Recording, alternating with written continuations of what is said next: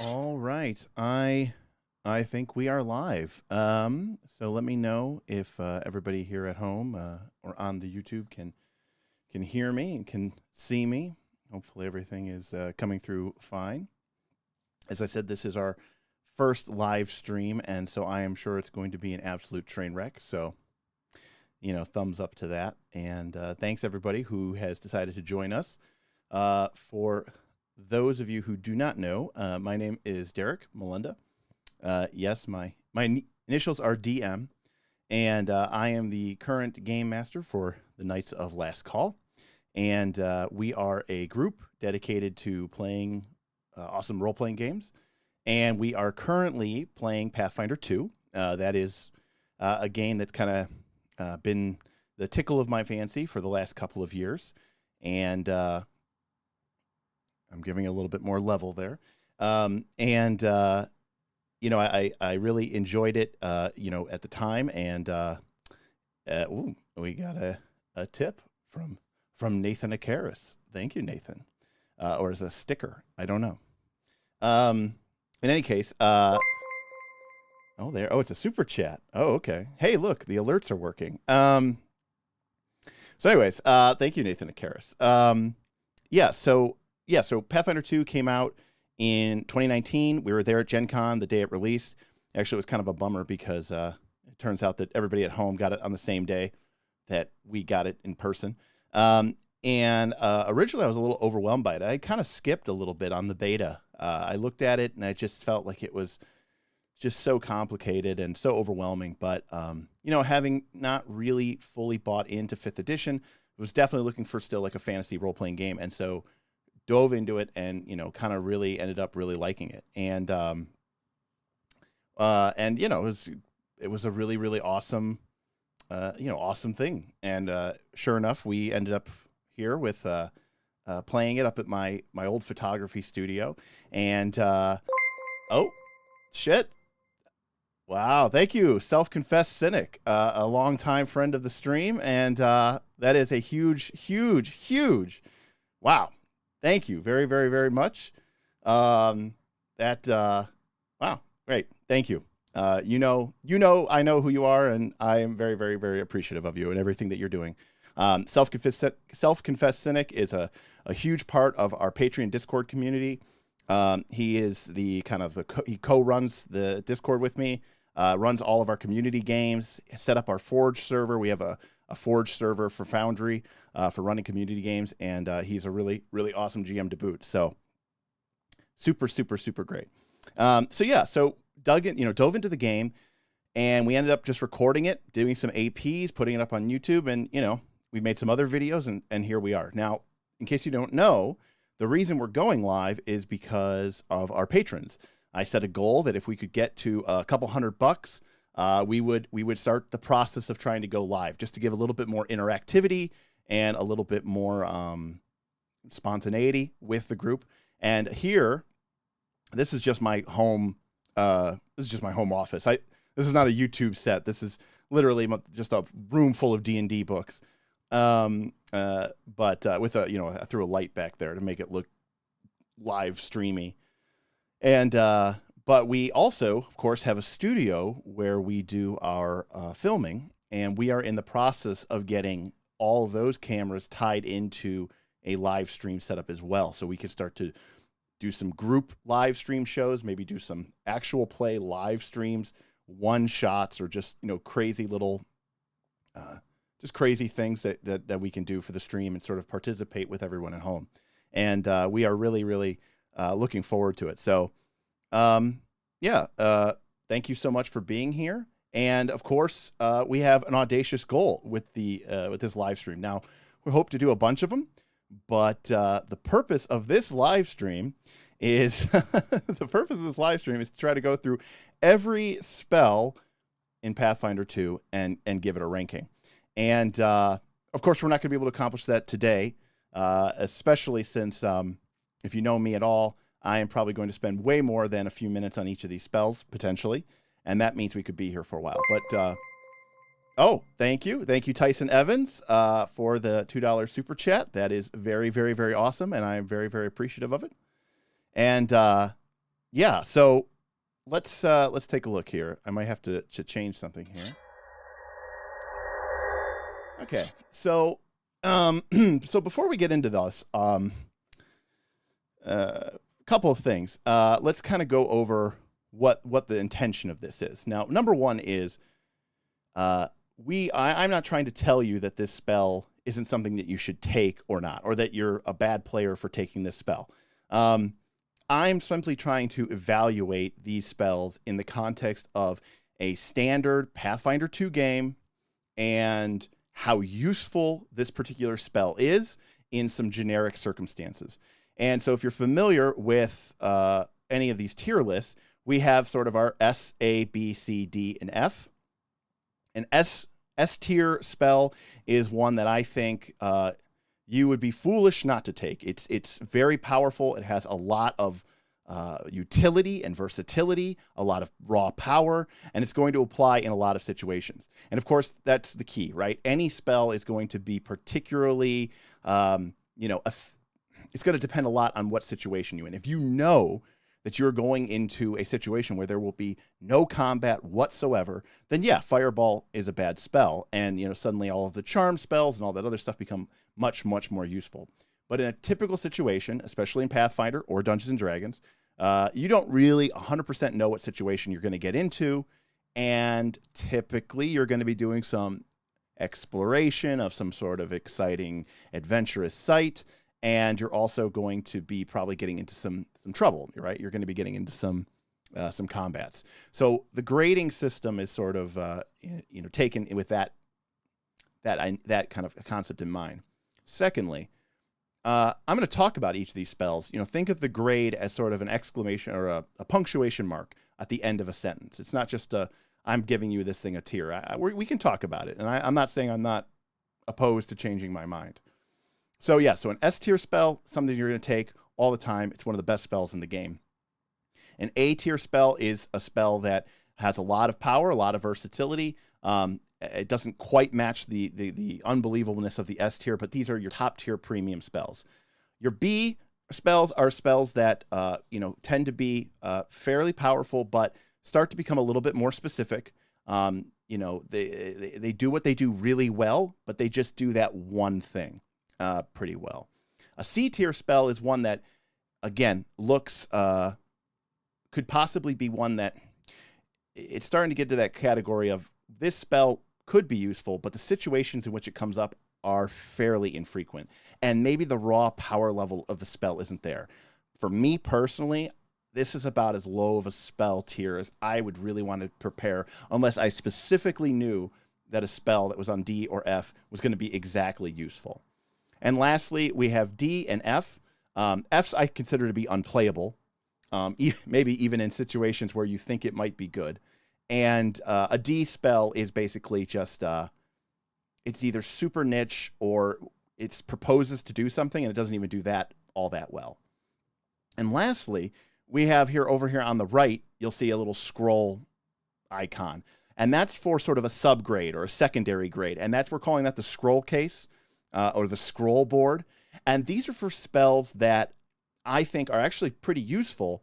And they're very, very, very potent. But this is the type of thing that you buy one scroll of it, you pack it away in your bag of holding or your portable hole or your backpack or whatever, your bandolier, and you don't think about it. And you just have that kind of one shot, get out of jail free card for when that one situation comes up. Scrolls are very potent in Pathfinder 2 because they use your class DC. So they're going to use your spell attack. They're going to use your DC. So they can be very, very, very potent and useful. And some of these spells could be lower level. So by the time you would take it, it's a trivial cost in terms of gold to put them into your scroll case or your scroll board. And I don't want to judge these spells too harshly because if you were to judge them against the criteria of like Fireball and Magic Missile, you would end up with they would all be Fs, or Ds. They lack that raw power. But if they're really, really good and they're really, really cool what they do, and it's the type of thing that you would just love to have on you kind of just in case, kind of in your Batman Arcane Wizard utility belt, then it's going to go into the scroll board. So, again, very, very, very...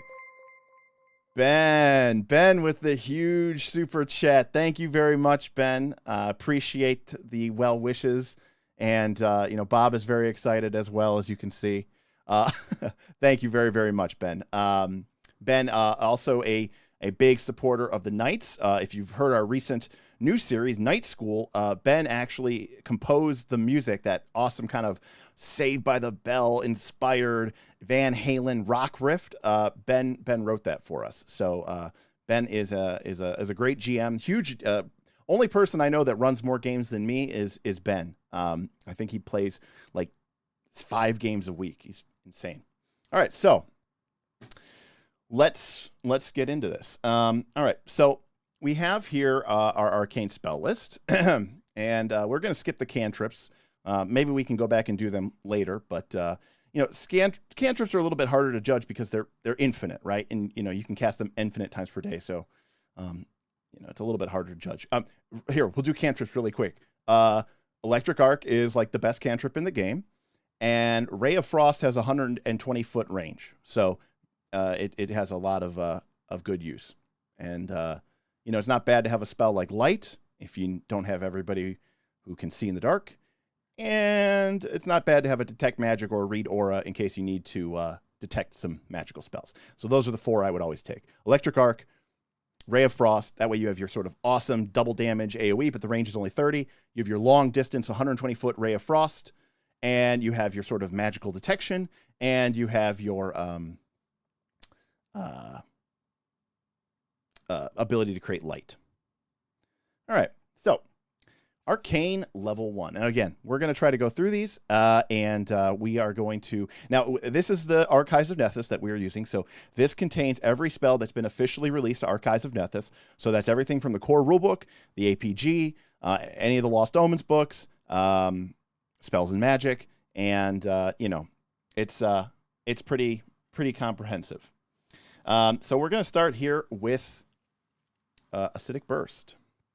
All right. So, Acidic Burst is a interesting spell because it has a very good damage amount, which is 2d6. So at first level, 2d6 damage is pretty good, and it scales really well. You can see here on the Heighten, it's increasing by 2d6 every time you take up a level, and it's an AoE.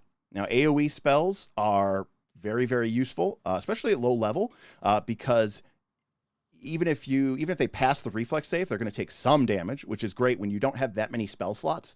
You really want to make sure that your spells can do something, right? When you have 20, 30 spell slots towards the end of the game, if a spell misses, you're not going to feel that bad. But if you cast, one of your only 3 spells for the day, and it just misses, and you go, that's it, I'm done. That spell did nothing. That's a kind of a tough pill to swallow. So anything that's AoE is pretty useful. And it's also very useful for swarms and certain creature types that might be need that AoE damage as well.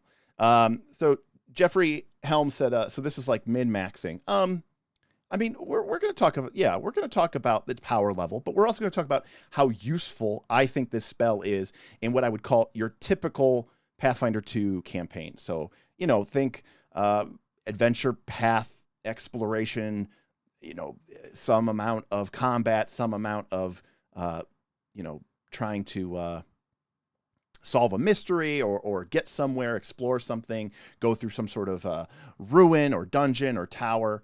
So we're just kind of thinking about these spells out loud here. So what do I like about Acidic Burst? Well, I like the AoE. I like that it's a reflex save. What I don't like about it, and I think that alone would probably rate it an A tier, but if you take a look, you'll see that it is a 5-foot emanation. So that means it only circles around you. Now, that has the potential to hit 1, 2, 3, 4, 5, 6, 7, 8 squares, which is pretty good. But, it's pretty short range for an AoE, and I think we can probably do better. And so I'm going to give it a B tier, and I'm going to be pretty happy with that. So now let's see if we can get this to work. So I'm going to do this and this. All right. So we're going to put Acidic Burst into the B tier. All right. That is our first spell done. All right. And again, let me know in chat if you agree, if you disagree, if you think it's spot on. Tyson asked, does a 5-foot burst hit only 4 squares, or does it include the diagonals? It does include the diagonals. The way math works in Pathfinder is the second diagonal counts as 10 feet. So a 10-foot emanation would only go the first diagonal, and it wouldn't go the second diagonal. So yes, it does include the diagonals. It would basically, every square that is orthogonally or diagonally adjacent to your square would be hit. And again, I think it's good damage, but I do think it is a little bit hard to use because of its short range. All right. Next is Admonishing Ray, the one that we're all very familiar with because this came from path number 158, which no one ever read ever. So a couple of things about this spell right off the bat. It is non-lethal. You could argue that could be an advantage in certain instances, but I think it's something more than, it provides a little bit of additional versatility, which I do like. The problem with this spell is it's a spell attack roll, and I personally have I'm kind of down on spell attack rolls, just because so many of them, if you miss, it does nothing, and so it's just like a normal attack. Oh, thank you very, very, very much, Tyson Evans. Thank you again for another super chat. Thank you so much. That's very, very, very awesome. Very much appreciate it. So spell attacks I think are very dangerous because if you miss, they do nothing. And we've talked about this like a ton on the show. We talk about it all the time in the Discord. But as you get higher and higher level, the wizards and the caster's spell attack doesn't keep up with the monster's armor class. And unless you are getting the benefit of an aid action from an ally, or you're under the effect of like a heroism spell, which is going to give you a bonus to your attack roll, spell attacks you have to be very, very careful with, because again, you're going to spend 2 actions, you're going to make 1 attack roll, and if it misses, you'll do nothing. And, in many cases, this is only doing 2d6 bludgeoning damage. That's an average of 7 damage.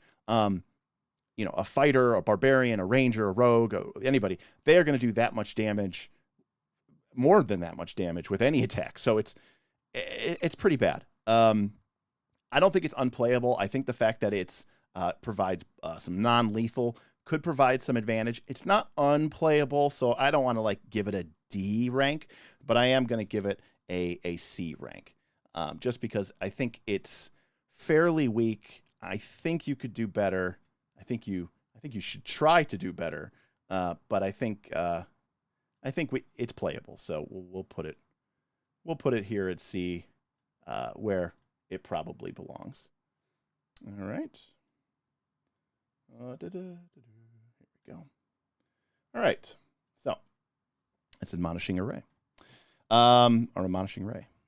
Juho says casters are usually best casting heals and magic missiles. I don't 100% disagree. Okay, so Agitate might be a spell that we actually get some disagreement on. So a couple things. Number one, this is also non-lethal damage. So again, this is going to potentially not work on every creature, because non-lethal can be an advantage because you don't have to worry about killing someone. But certain creature types are immune to non-lethal damage. Something to keep in mind. It also has the mental trait, and again, mindless creatures, vermins and creatures like that that don't have any sort of mind are going to basically be immune to this spell. So now that could be true of a lot of enchantments. So it's just something to keep in mind, because when you initially see this, it looks pretty great because it's 2d8 mental damage, which again we said 2d6 is kind of a sweet baseline. So 2d8 is a pretty reasonable amount of damage, and this is a great example, too, of a spell that, something to look for are things like this, where even if the target saves and they succeed at the will save, it's still going to affect them for 1 round. So they pass their save, they are still going to be affected by the spell for 1 round, but if they can fail or critical fail, then they can get multiple rounds. So typically I think this spell is pretty sweet. What I don't like about this spell, however, is, and so, you know, there was some discussion here on the Discord, like, should this be an A? And I was like, I thought it should be a C. And the reason is because I used to play a lot of Magic the Gathering, and giving your opponent a choice is usually a bad idea. And so what, as cool as this spell seems, if they take a stride action, they don't take any damage. And obviously, like, there's the combo scenario, right, with this spell, which, you know, I don't want to discount, which is where you have an opponent and they are, let's say, immobilized because they've been paralyzed by a spell, or because they've been grappled by one of your martial characters. So now they're immobilized, they can't move, their turn comes up, and since they can't move, they're basically locked into taking 2d8 points of damage guaranteed. Okay? Another example would be, an Improfit kind of have hit on this, is you cast it on somebody, and you've got two of your allies, both of who have attacks opportunity, sitting next to that guy. Well, when that monster goes to move to try to avoid taking 2d8 points of damage, they're going to trigger 2 attacks of opportunity. So, like, the combo scenario is real, and I do think that that is something to consider. That being said, the fact that a creature can just move and not take any damage at all means that, and let's say that that's just what they were going to do anyways. Like, that creature was already planning on moving. Then you've cast a spell, it saves, it moves, and it doesn't take any damage. So you've wasted 2 actions and a spell slot, and the creature's taken no damage. Now, if it's a situation where it can't move because you've got the sick combo going on, you know, this could be a pretty good source of damage, because if you can keep the creature immobilized and it cannot take a stride, swim, or fly action, and you're able to, let's say it fails to save, and so it's locked down for 2 rounds, and you do 2d8 and then 2d8 damage more, okay, that's, you're winning the game at that point. You're doing far better than the spell expected you to. But that requires a lot of work, a lot of setup, and, you know, if it's one thing that we've learned from playing these games, things don't always go as planned. That being said, I think it does a fair amount of damage, and I think that alone, makes me respect it.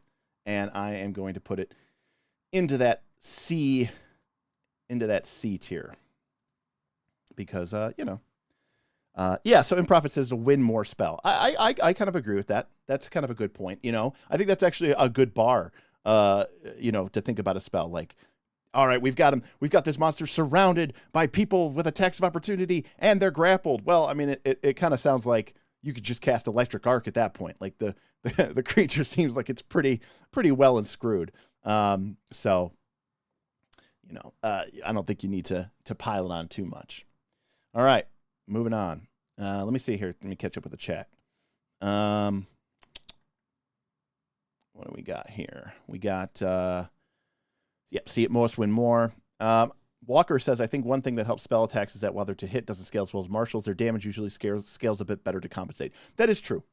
And if you watch our adventure path, you'll know that Burl, played by Matt Holloway, who is a sorcerer, just crit with like a heightened 5th level Searing Light spell against a creature that was outsider fiend, and did like 140, 150 damage. So, if you can hit the crit, I think spell attacks are incredible. In fact, I would argue that where spell attacks really shine is at the end game, when you can apply a bunch of debuffs to the enemy, like frightened and flat-footed, and you could put a bunch of bonuses on you, like heroism and having an ally aid you, and suddenly you've given yourself 5 points of bonus to attack, and you've given them 3 or 4 points of penalty to their armor class. That's a 9-point differential. And so now your caster goes from needing like a 12 or a 13 to hit, and suddenly they're hitting on a 3 and critting on a 13,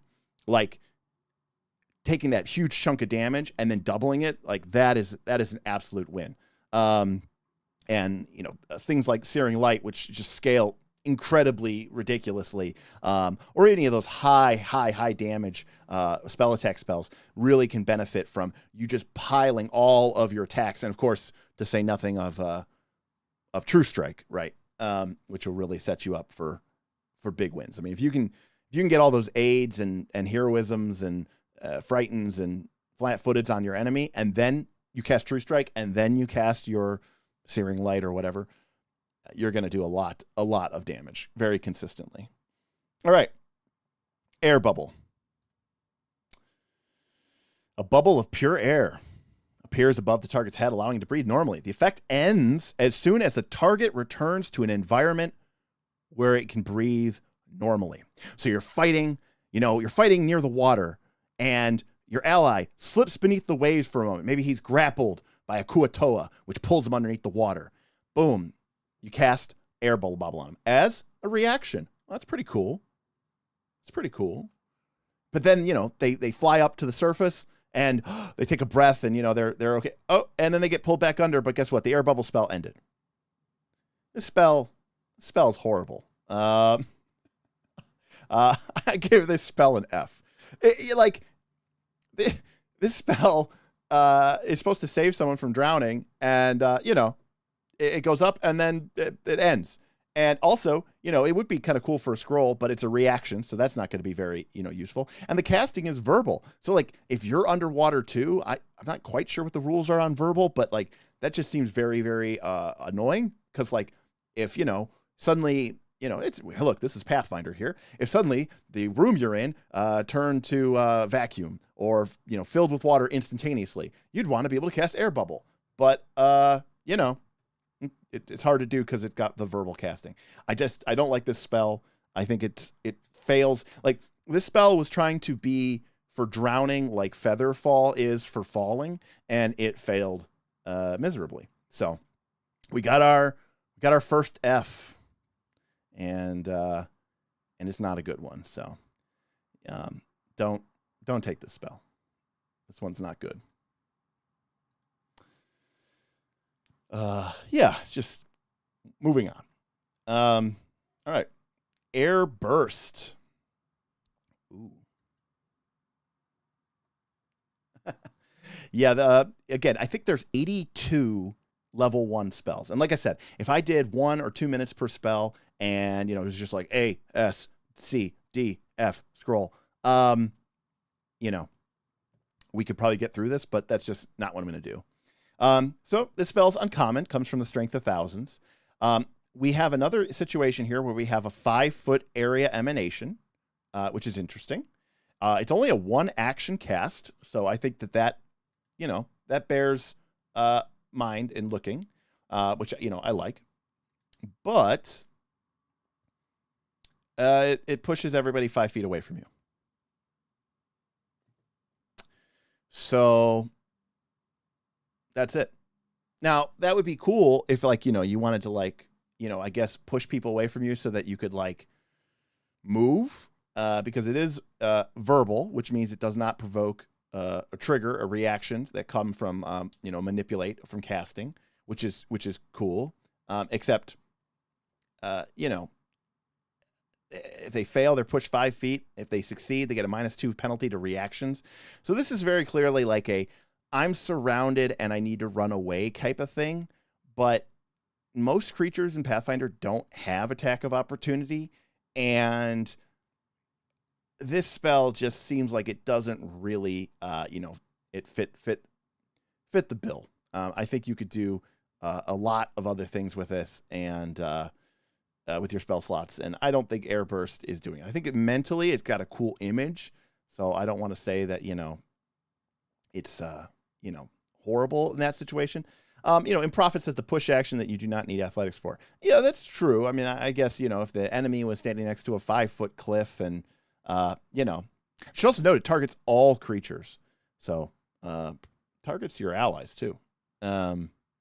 So something to consider. Yes. Our McDud Mark II. Yes. If you're fighting along the edge of a cliff and, boom, you hit him and they all fall off. That's awesome. I mean, granted, they'd have to fail the fort save and then fall. And then they'd get a reflex save to catch the edge. So they'd have to fail 2 saves. And then they would fall to their death. And that is a lot of giving your foes a lot of opportunities to not die. So while I do not like Air Burst, I don't think that it is completely unplayable. So it doesn't get an F. But I am going to give it a D. I don't particularly like this spell. I have played a lot of wizards in my day, and I don't think I would take this spell. myself. So, you know, something to consider is that. Yeah, Tyson, you could make the enemy waste an action moving back into attack in melee. So I will concede that, you know. I mean, you're using an action, but if there was literally like 3 enemies and all they wanted to do was attack you, you're spending 1 action to push them all back, assuming they all failed their save, of course, and then they would all have to spend 1 action to move back in and engage with you. So, you know, it's just 1 action. You don't need those first level slots late in the game. Juho, I disagree. I think they would all be true strikes. I think you might be better served for that.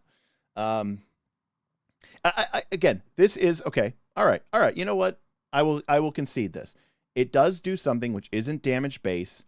I think this effect loses some amount of power as you go up in level, just because more things have march or reach, and you know, are larger and aren't going to be as affected by just a first level thing. Like, I don't think you would ever want to heighten this.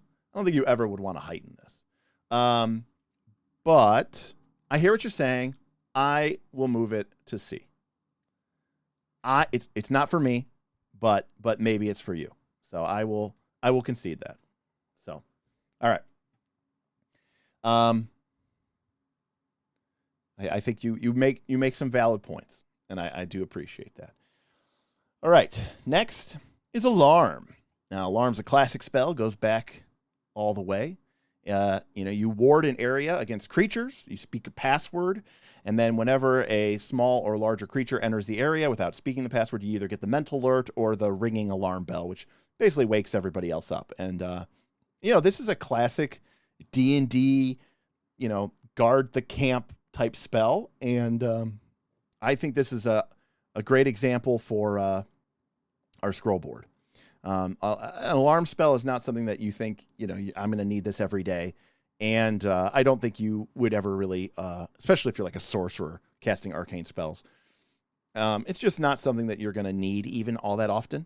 But I think this is an instance where there might be a situation where you're in hostile territory and you need to spend a night while, let's say, enemy gnolls are searching through the woods to find you. And, you need a place to kind of dig in and, find a place. Juho, you said primal casters don't get True Strike. That is true. And when we eventually do the spells, the primal spells, we'll probably cover some of these spells again, and we'll just touch on them to see, like, does this spell change at all in the context of this particular casting class? So I do think that is something to consider. An alarm. Your scroll case. Scroll case. Scroll board. I'm calling it the scroll board because it's kind of like a sideboard from Magic the Gathering. But an alarm wand also could be nice. I agree. Very cheap. Something you can just pull out. Boom. You get your 1 charge a day. Why would you ever need anything more than 1 charge a day? I don't know. It takes 10 minutes. You're not casting this in between fights. But again, you can, set an area like, the cave mouth, and then go back and, cast it and go back. I love it as in the scroll case. I love it as a wand. And I think, in that role, it performs, very, very, very well. And I think, we should all be so lucky to have such a useful spell. Plus, this spell has been around for forever. So what's happening?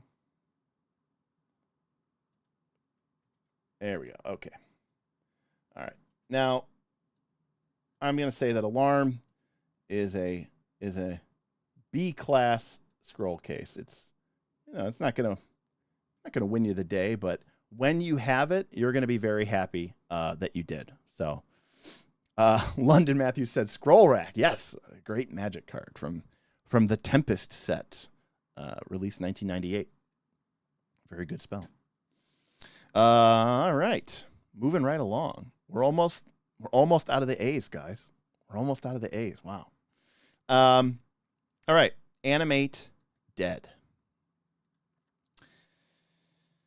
Well, here's the thing. Number one, let me just say at a high level, I think most of the summon spells are just all right. Pathfinder 2 is pretty strict when it comes to how it treats additional. Hold on a second.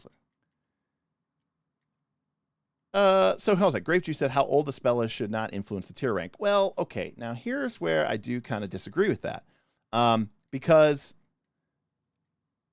the part of these spells tier isn't just the power gaming. Like I said, part of these spells is the fun of it, and I think sometimes these spells have history to them, and I think sometimes spells might not perform as well, but they are really, really cool and they're really, really fun. And I think this is a fun game. It's not a competitive game. So I don't think that we should weight things like that super heavily. I don't think that would ever push, like an A spell to an S tier, or like a D spell up to a C. But I do think it's worth noting, and I think it's worth mentioning. And I think that, some of these spells, even if it doesn't perform as well, if it's fun to cast and it's going to make your experience playing a caster more fun, or make it more fun for the table, I think that that's a total win. All right, back to Animate Dead. So I don't really like the summon spells. They're 3 actions to cast for starters, which is already kind of hard to come by. You're locked into sustaining it, which means you have to spend 1 action now each turn. And if you want to cast a spell, then you can't move because you're sustaining it with 1 action, casting a spell with 2 actions. And the level of the spells that you summon are very, very weak. So, they're typically 2 levels lower than you. These creatures do not have a lot of stats and hit points. And they can provide some great utility. There's no doubt about that. Like, you can get very creative with summon spells. And it's not just a combat spell. Like, you could imagine summoning a skeleton and, trying to make it go, do its, set off a room full of traps, or test if a pool of water is actually acid. So, there's a lot you can do with it, but they're pretty strict with the minion rules and the summon rules. And overall, most summon spells are going to get a C grade. I think they are okay. I think they're just fine. There might be a couple instances where, at a certain level, you get some busted, broken, spell, but, busted, broken creature. But, like, oh man, if you get a level 5 undead and you get the giant crawling hand, oh wow, that thing is incredible. Okay, I'll buy that. But outside of that, like, I think these spells are just okay. And like I said, that's why they get a C grade, meaning they're totally playable. I just think that given the action economy of Pathfinder 2, it's not quite as appealing as it used to be, and something to keep in mind when you are thinking about taking these spells. All right, we got Animate Dead in, locked in.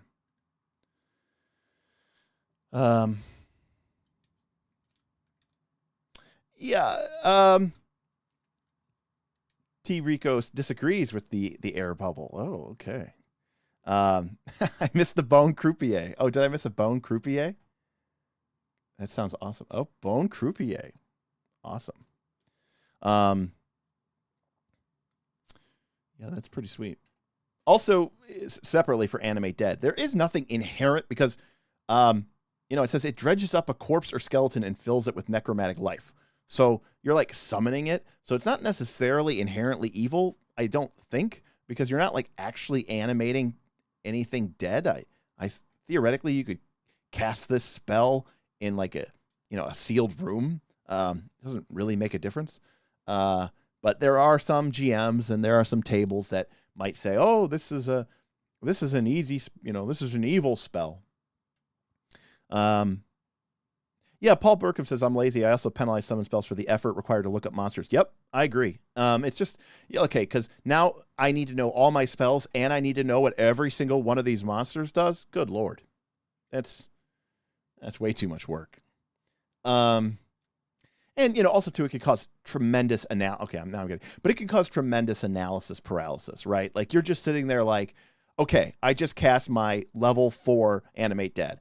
which of these 7 creatures is going to best serve me for this, next couple of rounds of this fight? And then you've got someone looking up the Draugr, looking up the Flaming Skull, looking up the Ghast, the Skeletal Champion, the Skeleton Horse, the Squirming Swill, and the Zombie Brute. And they're like, look, this is my spell. It's important. I should have the opportunity to... it is going to end up taking forever, and it's not worth it.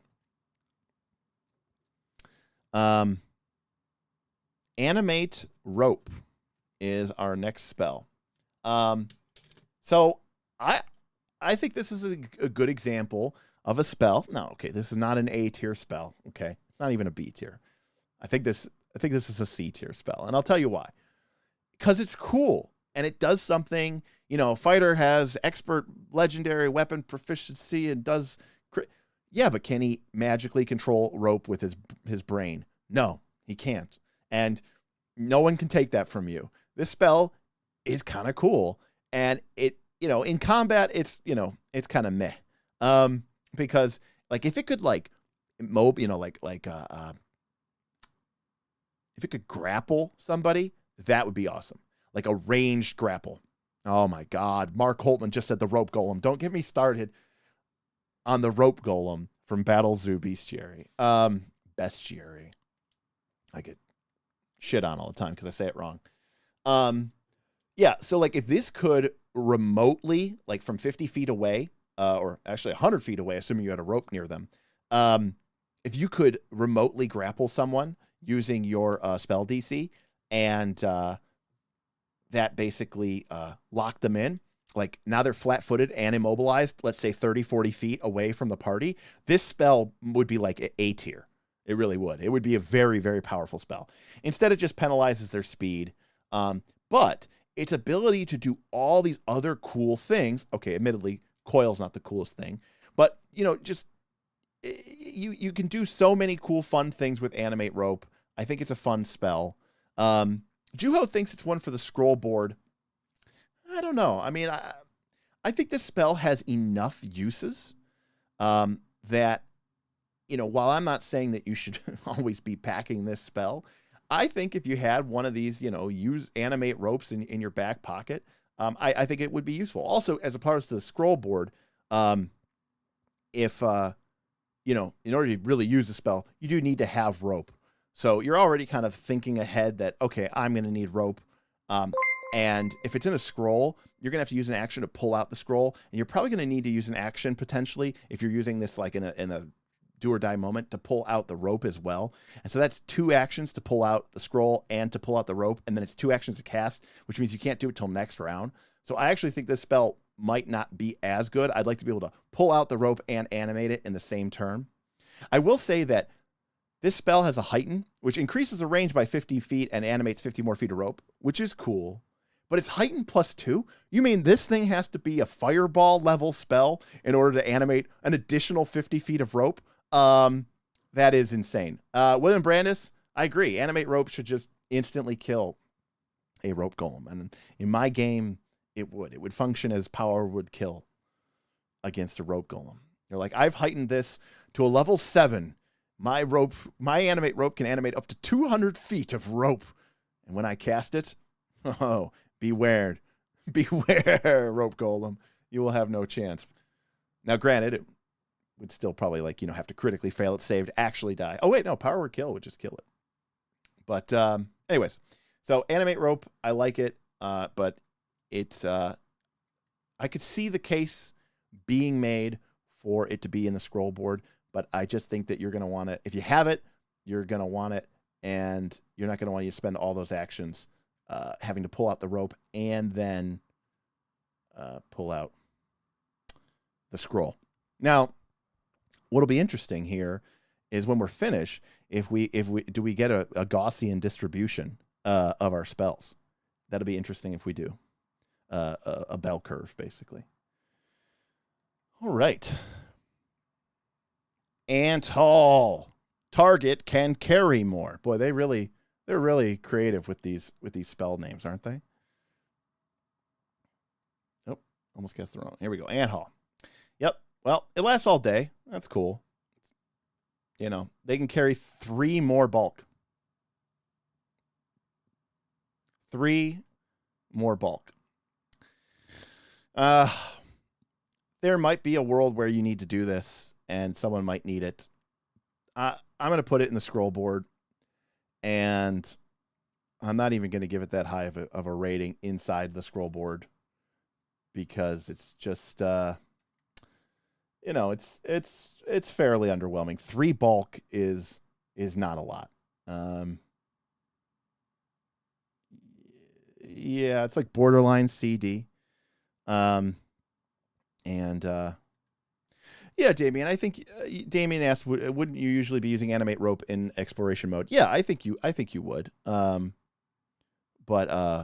you know, I certainly think that it's a spell that I think I could imagine myself casting this multiple times and over the course of maybe an adventure.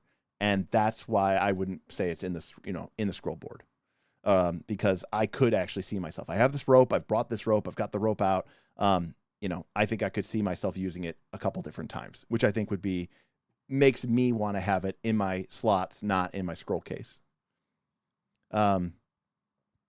Yeah, I mean, yeah, so Improfit said for carrying the gold out of the dungeon in first edition. Yeah, I think that Ant Hall kind of harkens back to a time when the game was a little bit more about going into dark holes in the ground and pulling out buckets of loot and whole entire statues. And, you know, and of course, keep in mind, a gnomish flick mace is 2 bulk. So if you cast Ant Hall on someone, they couldn't even carry 2 extra gnomish flick maces. They could only carry 1 gnomish flick mace. It's really not a lot of bulk. And so it's only 3. If it was like 10 more bulk and you literally had some guy who just had like duffel bags of like stacked on top of her going up all the way. You know, I think that you could make a case for it, but you know, it does what it does, but it does it very, very badly. It's borderline F, but you know, I'll give it a D because there might be some weird situation where it does come up. Animate Rope. Cynic says Animate Rope is why we need a wand board. Okay. Yeah, we'll be here for the next 10 years, okay? I already have people doubting that we'll be able to make it through every single spell. But listen, I live in the Midwest. Winters are very long, okay? Actually, we'll have plenty of time. Mark Holtman says, rope golems and flick maces in the same stream. Yeah. Now, where was that? Where was the flick mace golem? Show me that thing, huh? It's got like reach 60. It's crazy. Yeah, William Brandis says, can all weight be converted into gnomish flick maces? I agree. It's like an old school basic D&D where everything was in coins.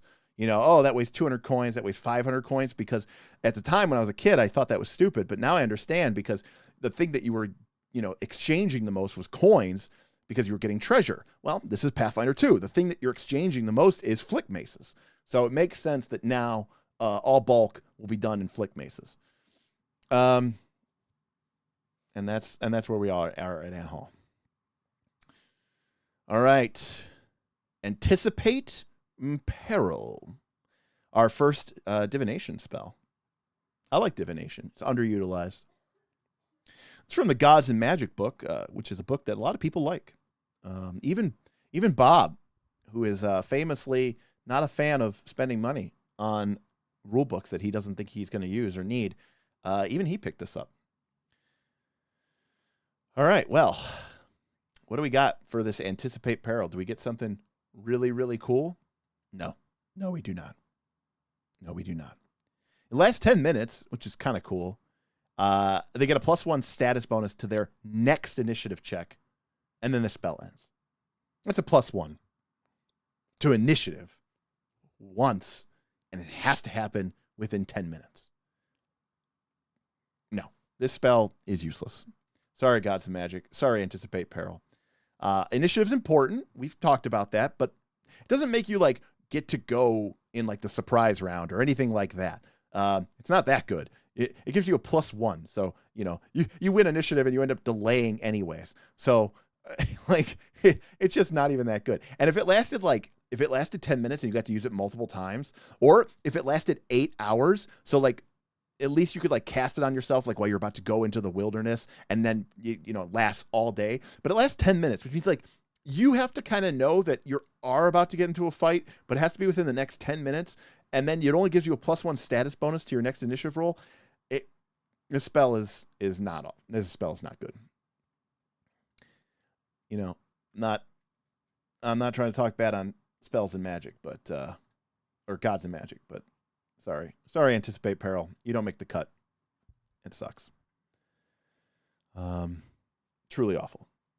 And a +1 is not nothing, but you're using up a spell slot, so it's just not good. All right, is that A's? All right, the A's are done. Yeah, Gabriel says you can upcast it to the fireball level and get a +2. And also, by the way, it's a status bonus. So by the time you're getting like heroism spells cast on you, it doesn't even stack with that. So, yeah, Bob makes a good point. He says conversations like this are happening every day in the Discord. That is true. For better or for worse, if you step away from our Discord for, you know, a day, you're going to have like hundreds of missed messages. We've got some of the nerdiest, most opinionated game masters in the business in our Discord, which is good. It's what we wanted. R. McDudd says, if you know there are monsters in the next room, casting before you go is the only spell's only use. F. Yeah. Okay. I agree. 100%. All right. We are on to Befuddle, an enchantment spell. Also, I am biased against enchantment spells. I used to play an enchanter in EverQuest 1, and I really like enchantment spells, and I've always felt like they've you know, done dirty in some of the tabletop role-playing games, and I tend to really I want enchantment spells to be very powerful. I like the concept of it, and usually they kind of don't deliver. All right. Yeah, the A's are done, and if I had a sponsor now, I would talk about NordVPN. All right, here we go. Befuddle. All right, well, what do we got here? We got ourselves an interesting spell that, all right, this is a solid debuff. Okay, so again, we talked about criteria, right? Number 1, this spell, it scales perfectly well. So you could be 20th level, 18th level, fighting, you know, some really powerful creature. This spell is going to be just as effective at that level as it is now. It does not have incapacitation. It does have mental and emotional traits, so there are certain monsters which will be immune to it. Something to keep in mind with a lot of these enchantment spells. We talked about that before. We talked about that earlier. But this is a great spell, useful against a high-level monster, because even if they succeed, they're going to become Clumsy 1 and Stupefied 1. Now, to be clear, Clumsy 1 and Stupefied 1 together are still not as good as Frightened 1 or Sicken 1, right? Frightened 1 gives you a -1 penalty to pretty much everything. Sicken 1 does the same thing. Clumsy and Stupefied only do it to most things, but not everything. Clumsy is going to give you a penalty to the armor class. Stupefied is going to give you a penalty to your DCs for your spells. And so it's good, but it's not as good as Frightened. But at the same time, you know, Frightened 1 lasts 1 round. Well, this spell lasts 1 round. And that's probably this spell's only real downside is the really short duration. And I can get why. Because if they fail or if they critically fail, those are some pretty significant penalties, especially to their armor class or their spell casting. So I like this spell a lot. It's a really solid debuff. The only problem is, in fact, I would argue that it could be considered an A, but that 1 round duration does pull it back.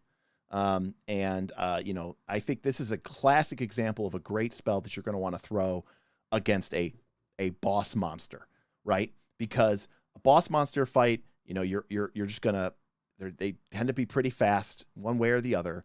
You're looking to land, you're expecting them to succeed, in which case they'll get Clumsy 1 and Stupefied 1. But if they do fail, which, you know, there's a reasonable chance, and you can hit them with this Clumsy 2 and Stupefied 2. And that's going to give them some pretty significant penalties to their armor class, to their spell DCs. It's going to give flat checks to disrupt casting. So that could be a very, very potent thing. And that could be the time that your group needs to just bing, bing, bing, just wail into the creature. So, and obviously if you get the crit fail, it's just, you know, it's game over. But so I like Befuddle. It's not an A, it's a B. That short duration does keep it from being an A level spell.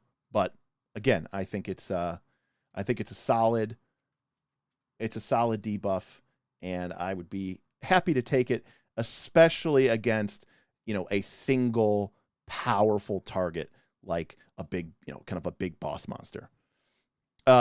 Yeah, self-confessed Senex says if it had a 3-round duration, it would be an A. Yeah, it might even be an S. I don't know. That would be a really, really solid spell. Would you ever use Befuddle out of combat, so exploration mode or roleplay with NPCs? Well, it only lasts 1 round, so that's 6 seconds. And it's probably not long enough for you to really ever get any good use out of it. Yeah, 1 round is just 6 seconds, so, you know, it's not really long enough for anything to really, I would say, affect anything in a meaningful way. I mean, I suppose there's a world where, you know, request, I think, is 1 action. So someone could be about to make their request action using diplomacy, and then the caster casts Befuddle, which makes them stupefied, which makes their will save lower, which lowers the DC for the person using the request action. Yeah, all right, I'll buy. So, you know, I think we're good. I think we're good here. Oh, this Breadcrumbs. Ooh, make a trail behind a creature. This has got to be a good spell. All right.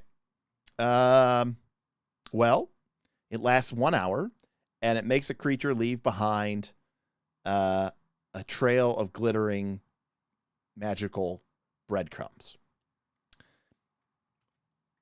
This is one of those weird spells. It's hard to say where it belongs.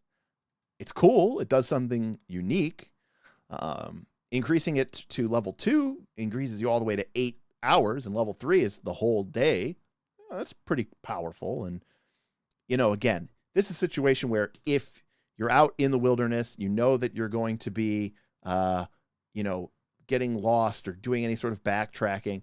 This is where this spell could be pretty powerful. I don't think you would ever really want to have this spell in your slots as a spellcaster or in your book. Tyson says a lot can happen in 6 seconds. That's true. Technically, the entire combat round of like 10 people takes place in 6 seconds. So that's pretty true. Yeah, Breadcrumbs is going to go in the scroll case. It's not a great spell. It's an okay spell. So it's going to go as a C tier scroll case, where it's one of those ones where it's like, if you had this in your scroll case, I wouldn't look at you strangely. But, you know, if you didn't have it in there, I also don't think you're missing out on too much. I think this spell's okay, but, you know, it's not the great. It's also only 1 willing creature. Like, it'd be kind of cool if you could cast it like on an unwilling creature. I guess they'd get a save then. But then, like, you could, you know, magically track them if only you could see that. That would be a much cooler spell, like, for sure. But they didn't do that. Also, another thing that we talked about here, but this is, for some odd reason, across the magical traditions, no matter whether you worship the gods or the powers of nature, you delve into the secrets of the arcane or twist your mind into the nethers of the unknown of the occult, all know how to summon the power of the breadcrumb. This is available to everybody. So why that is, I have no idea. That's so dumb. How is this an occult spell? Okay, anyways. So Breadcrumbs, C tier, for sure. Burning Hands. Wow. Cool spell. Very cool spell. It's pretty much the definitive level 1 AoE damage spell, right? It's a cone, 15 feet. So, you know, this is no fireball. But, you know, you're going to be able to catch a lot of people. Again, we like AoE, especially for our low-level spells. It's 2d6, which, again, we've said is nice. It's AoE, so it hits those swarms. Even if they pass the save, they're going to take half damage. It scales well with its heightened, going up 2d6 each level, so that is going to keep pace with the damage of even, like, Fireball. You cast a level 3 Burning Hands, it's going to do 6d6 damage. A Fireball is going to do 6d6 damage. So it's all scaling the same. Now, yes, Fireball has a 20-foot radius, burst, you throw it hundreds of feet away. So it is probably a better spell, but there might be situations actually where Burning Hands could be the better spell. It's a very, very cool spell. Fire, some things in the game are weak to fire. Some things are resistant to fire, but this is a bread and butter go-to damaging spell. At low level, when a fighter or a ranger or a rogue, it might be doing 10 or 12 or 13 damage a hit. You're going to be hard pressed to keep up. But if you can hit 3 or 4 or 5 monsters with a Burning Hand spell, your DPR for that round is going to shoot through the roof, right? Average of 7 times 5 monsters is 35 damage. I should also note that where, Pathfinder 2, a lot of people like to talk about how, okay, the marshals are better than the casters. And I think that's true, especially against 1v1. But where marshals have a lot of hard, 1v1, I meant party versus one, like a big boss, or even just 2 monsters at the party levels. But where martial characters tend to suffer is against groups of creatures, because they have to spend so many actions striding and moving, and they do a lot of damage. But, if they do 30 damage, but the creature only had 15 hit points, it's kind of like they're kind of wasting some of that damage potential. And this is where against 6 or 8 or 10 foes of, let's say, level -1 or -2 or -3 compared to the party, that's where casters can really, really shine, because a lot more creatures are going to fail their save. You have a lot more opportunities for creatures to fail their save. And, if you're level 1 or 2 or 3 and you come up against, like a horde of level -1 creatures, Burning Hands will feel like the awesome MVP spell. So it's it's a great spell, and I'm going to give it the A tier. Dun, dun, dun, dun, dun, dun, dun, dun. I need that sound clip. The Final Fantasy sound clip. I have a soundboard actually here, but I'm not plugged into it, so I don't remember what sounds are on this soundboard. Menendrias, you said you have guts getting that close to 3 to 4 enemies. Look, we've come a long way since the days of 1st edition, 2nd edition, even 3rd edition. Casters have reasonably good hit points. They can have reasonably good armor classes. A lot of creatures don't have attacks of opportunity. So I think as a caster, getting up close and personal, I'm not saying it's a great idea. You still have a lower armor class. You still have lower hit points. But it's not like the death sentence that it used to be in a lower or earlier editions. And I think that, we can definitely... I think you can definitely play a little bit more fast and loose with your characters. Yeah.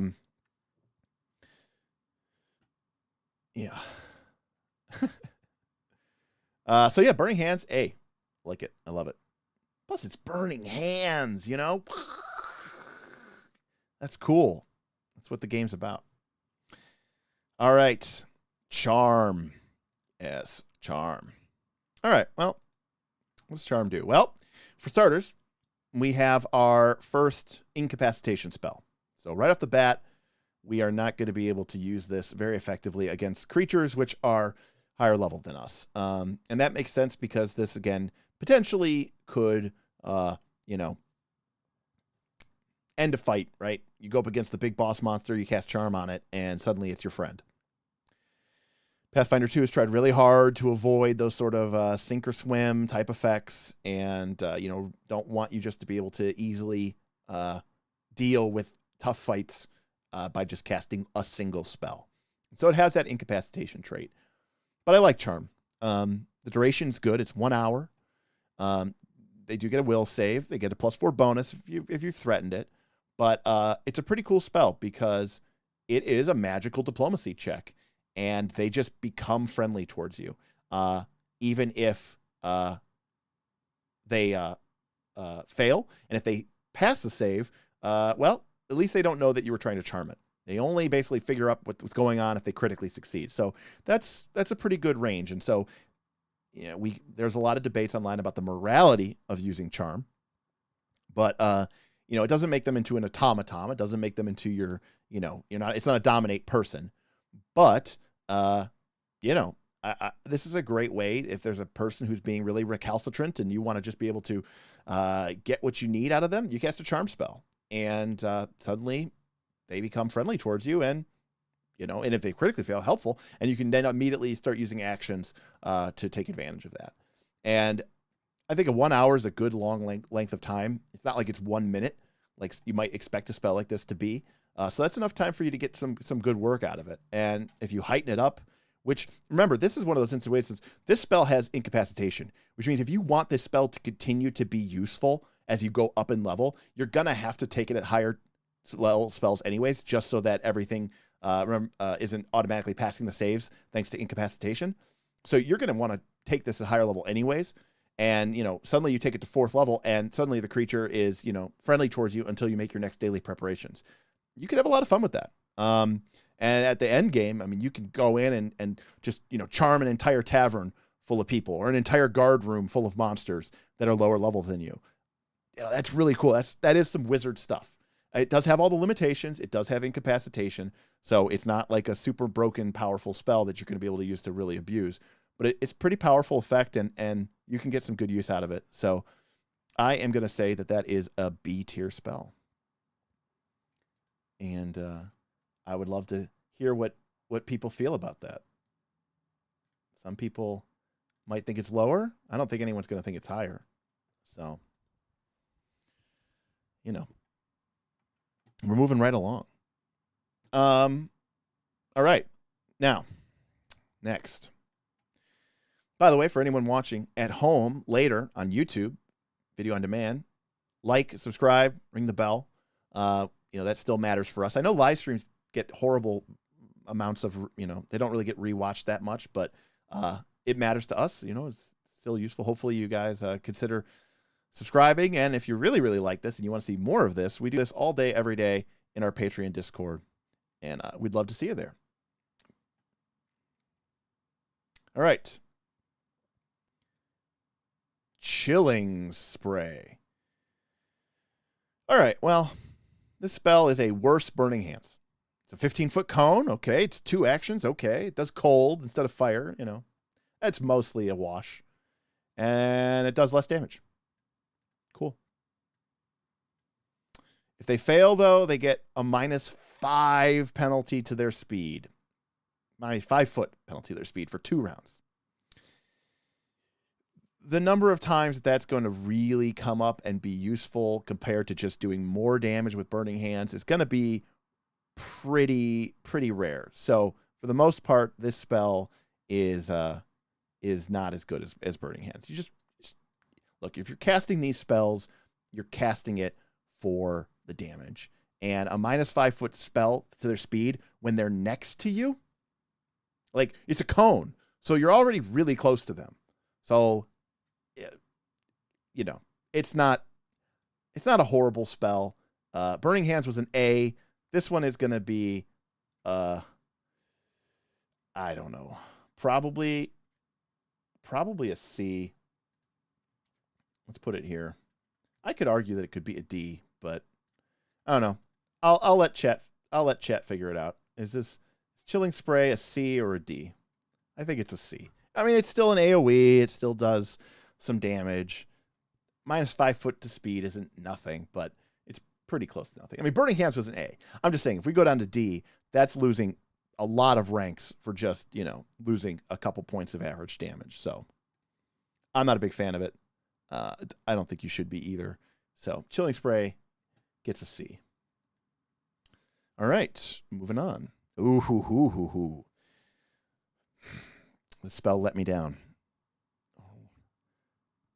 The spell really let me down. Oh, wait. Juho says maybe the first D-level tier spell. You know what? I'll buy. I'm in a mood. We'll make Chilling Spree C-. All right, we'll like put it right here. So everyone here who watches, yeah, put it into D because it mocks Burning Hands. All right, yeah, all right, D, fine. You know, D needs some love. Color Spray. Wow, what a great spell. The spell is actually pretty good. Now it has incapacitation. We've talked about this before. That is something to consider. But it's an AoE spell that can stun and blind people. That is huge debuff, huge crowd control spell. You know, and it's a close spell. It's range 15 foot, but that's like when you're danger close, right? Like when the monsters are right in your grill and you suddenly have the ability to color spray and maybe take out 5 or 6 monsters. And suddenly, especially if they fail, right, they are dazzled for a minute, blind for 1 round, stunned for 1 round. So they are really going to be really hampered with a lot of,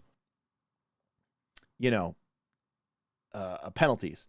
Now, it's not the game-ending spell that color spray was in Pathfinder 1, where it was really, really powerful. And then it became useless because eventually the creature's hit dice and hit points increased enough that it didn't do anything anymore. But we live in a world of Pathfinder 2, so you could theoretically take a color spray at higher and higher tiers. Now, you would do that because you wanted the incapacitation effect, but color spray doesn't actually get any bonuses from heightening, so that is kind of a knock against it. Like, if you want this spell to work at higher level, you're going to have to heighten it, but you don't get anything bonus. Fun story. I don't get to play Pathfinder a lot. And if you're interested in the full story, I posted this on our Patreon page. But let's just say that I had my fighter, who I finally got to play as a player. I had my fighter die against a rabble of goblin warriors because none other than my fellow player and fellow Knight of Last Call, Bob Bumbarger, went in and cast a color spray against 6 goblin warriors. That's right, 6, the maximum you can fit into a 15-foot cone. And did you know that every single one of them passed their will save? They were all just dazzled for 1 round. And then you know what? That's a 20% mischance, right? It's a flat check, 1, 2, 3, 4. It's a flat check DC 5. Every single one of them made that flat check the next round as they brutally stabbed and murdered us all to death. So color spray recently has kind of let me down. It has come a long way since Pathfinder 1. It is an AoE. It is a crowd control spell. I like it for that reason. But incapacitation and the fact that it doesn't like blind or stun for multiple rounds means I'm only going to give it a C. Yeah, C. Good spell, but C. Yep. All right. R. McDud says color spray, C, and I also am in agreement with you. Now remember, if they are dazzled, especially for a minute, we talked about this in our stealth video, you can make stealth checks to hide from them. So that is a thing.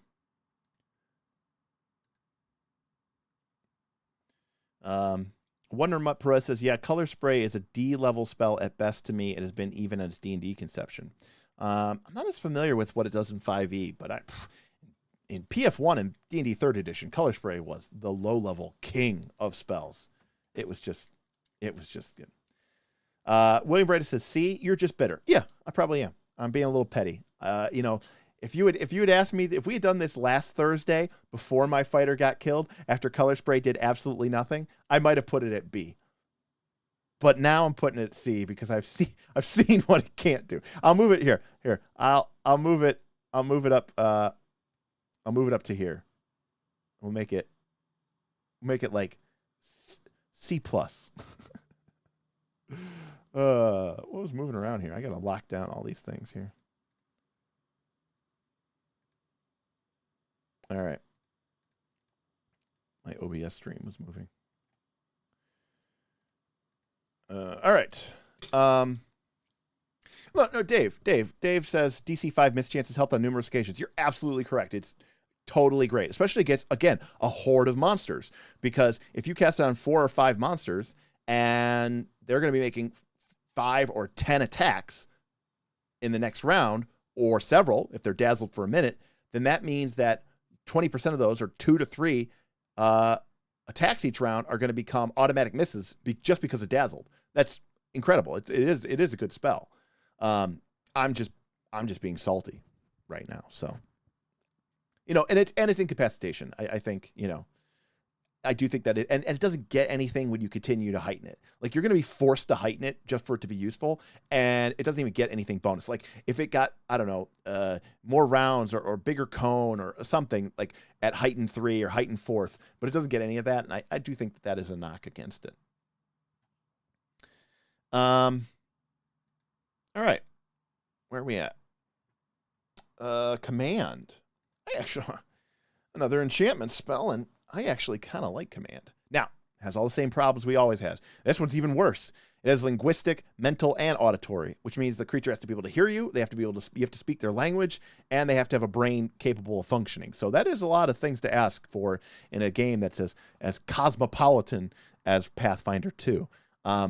But if you can achieve all of that, well, then you have yourself a very nice spell. And I'll tell you why. Because you shout a command that's hard to ignore. And you can command the target to approach you, run away, release what it's holding, drop prone, or stand in place. And it cannot delay or take any reactions. Now, here's the thing. Number one, if the creature fails, it does what you told it to do. And if it critically fails, it basically wastes its entire turn. That's awesome. Second, so critical failure is just like incredible. But remember, in terms of action economy, this spell does not have the incapacitation tag. Okay? That means you can use this on higher level monsters. So if I use 2 actions to cast command on a monster and it just, let's say, fails, then on its turn, it's going to, oh, Tyson says, how would Paizo change spells officially? New books, optional since it's not raw. Video games release updates. How about a TTRPG? Thank you, Tyson, for the super chat. Really appreciate that. It's tough. Part of the problem with TTRPGs has always been that you are publishing books, and whenever you release errata, you are making those books no longer worthwhile. And we are moving more and more towards a digital realm, and that has the advantage of being able to make it easier to release errata and have people be able to use it. But I also worry that it would create a problem. And, game designers have to do some work to make sure that the spell isn't completely busted. Because releasing errata for books can be bad. 4th edition D&D was famous for having monthly errata releases. And they thought, like, Wizards of the Coast thought they were doing everybody a favor. Like, how isn't this great? We're responding. And, like, sometimes they would nerf something and then over nerf it so they'd buff it back. They felt like if we're just doing this all the time, that'll make people happier. And it really didn't. And it's actually really hard to play 4th edition D&D now because without a digital tool set, you've got your original books. And nothing in there is even close to being what the final rule was, just because certain things were broken. So, it is really, really tough to fix spells that are broken. It's easier. The default practice has been to just release better spells in later books. So, number one, people feel like, oh, I got to buy this book. And then number two, at least you can say, well, it wasn't. I didn't errata that other spell. You can just take this better spell from a new book. So, I do agree that it is difficult. All right, so back to command. It doesn't. That's true. The creature is unaffected on a success, so that does make it a little bit of a concern if you're going to throw this against a creature that's like 2 or 3 levels higher than you, and that's okay, rightfully so. Because here's the thing: if you make the person flee, or drop prone, or stand in place is the worst one. If you make it drop prone or run away, the key to command is having a party that has people with attacks of opportunity. Because then not only are you getting great action economy because you're making the enemy run away, and then he's going to have to come back. So he's going to have to use 2 actions to leave and then come back. But if they do that and your creatures have and your party has attacks of opportunity, when they drop prone, okay, drop prone has the movement trait. So dropping prone provokes attacks of opportunity. Yeah, it does. And then when they stand back up from dropping prone after they're no longer commanded, guess what? That provokes attacks of opportunity. So you can use command to really eat up a lot of actions out of an enemy. And at the same time, you can really, really trigger some really nasty attacks of opportunity from it. Release what it's holding could also be really powerful, especially if you have someone readied to just, they drop their sword, I ready to grab it when they drop it. Okay, great. Now they don't have a sword anymore. Or a wand or something very potent or powerful. That could also be really, really powerful. And then this spell, again, you don't really need to heighten it because it doesn't have incapacitation. But if you do heighten it to 5th level, suddenly you can do that up to 10 creatures. And the action economy gain on that is insane. Like if you made, 5 or 6 or 7 creatures all drop prone and then they have to stand back up, you've eaten up 8 actions, 16 actions, and you only use 2. So that is a huge, huge amount of action economy gain. So I really like Command. I think it's a great spell. And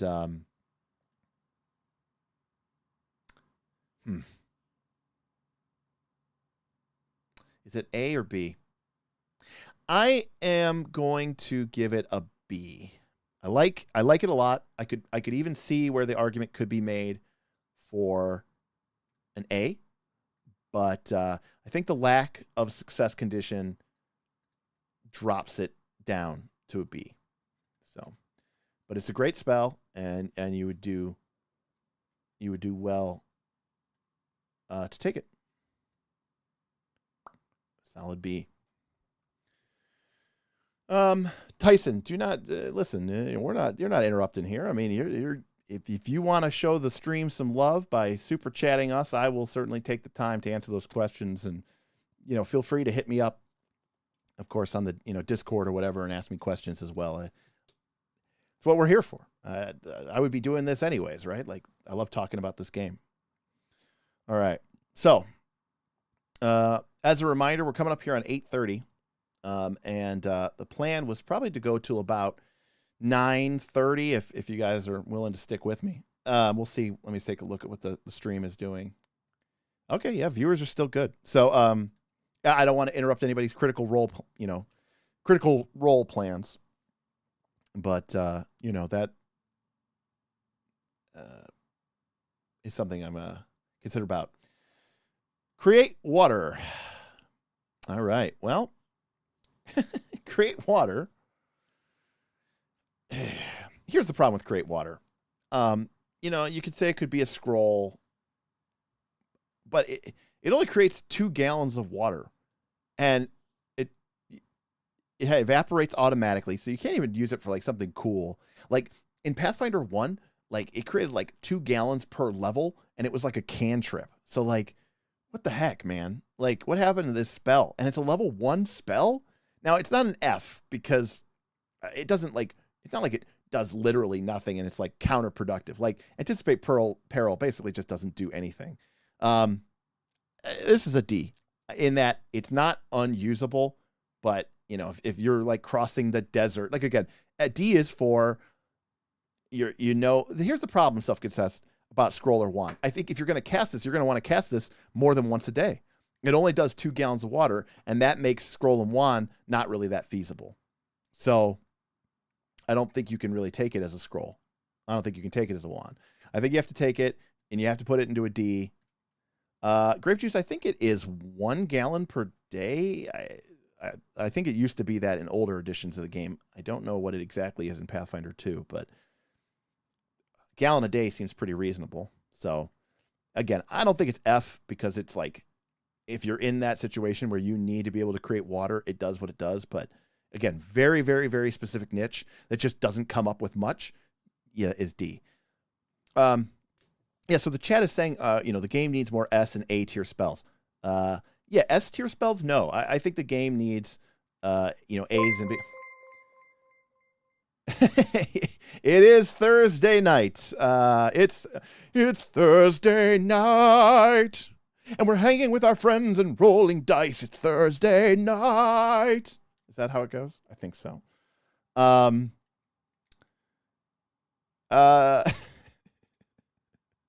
Isn't 2 gallons of water enough to keep a few people alive? I don't know. In 2018, I hiked the Appalachian Trail from Maine down to Georgia. I didn't make it quite all the way to Georgia, but I probably drank over a gallon of water a day. And that was me hiking, not like fighting monsters and climbing death-defying stunts. Like I just really, create water is, you'd probably need to cast it a couple of times. So like, are we serving just like water at the bar? I mean, that's okay. All right. Right, Dave. Okay, we're getting into a create water discussion. 2 liters a day is considered normal. A gallon is almost 4 liters. But again, we're talking about adventurers here. They're going through some tough stuff. And if you're having to create water magically, you're probably in a pretty brutal, rough environment. And I thought Pathfinder was also a gallon a day because God knows you're carrying, you know, hundreds of pounds of armor and flick maces. So, you know, you're going to get thirsty. You're going to get thirsty. All right. So create water, D. Oh, real quick. The game needs more S and A tiers? No. S tier spells are probably too good, right? Like in a game that isn't competitive, like S tier spells are fun because they're so powerful and they're so versatile, but you probably need to reduce them a little bit and then get rid of the Fs. You probably don't even need them.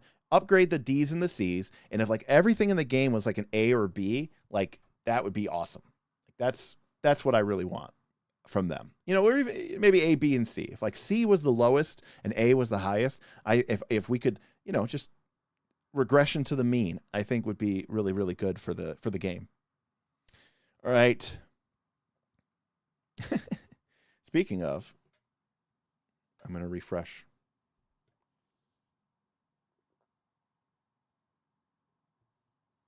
Sponsored by Monster.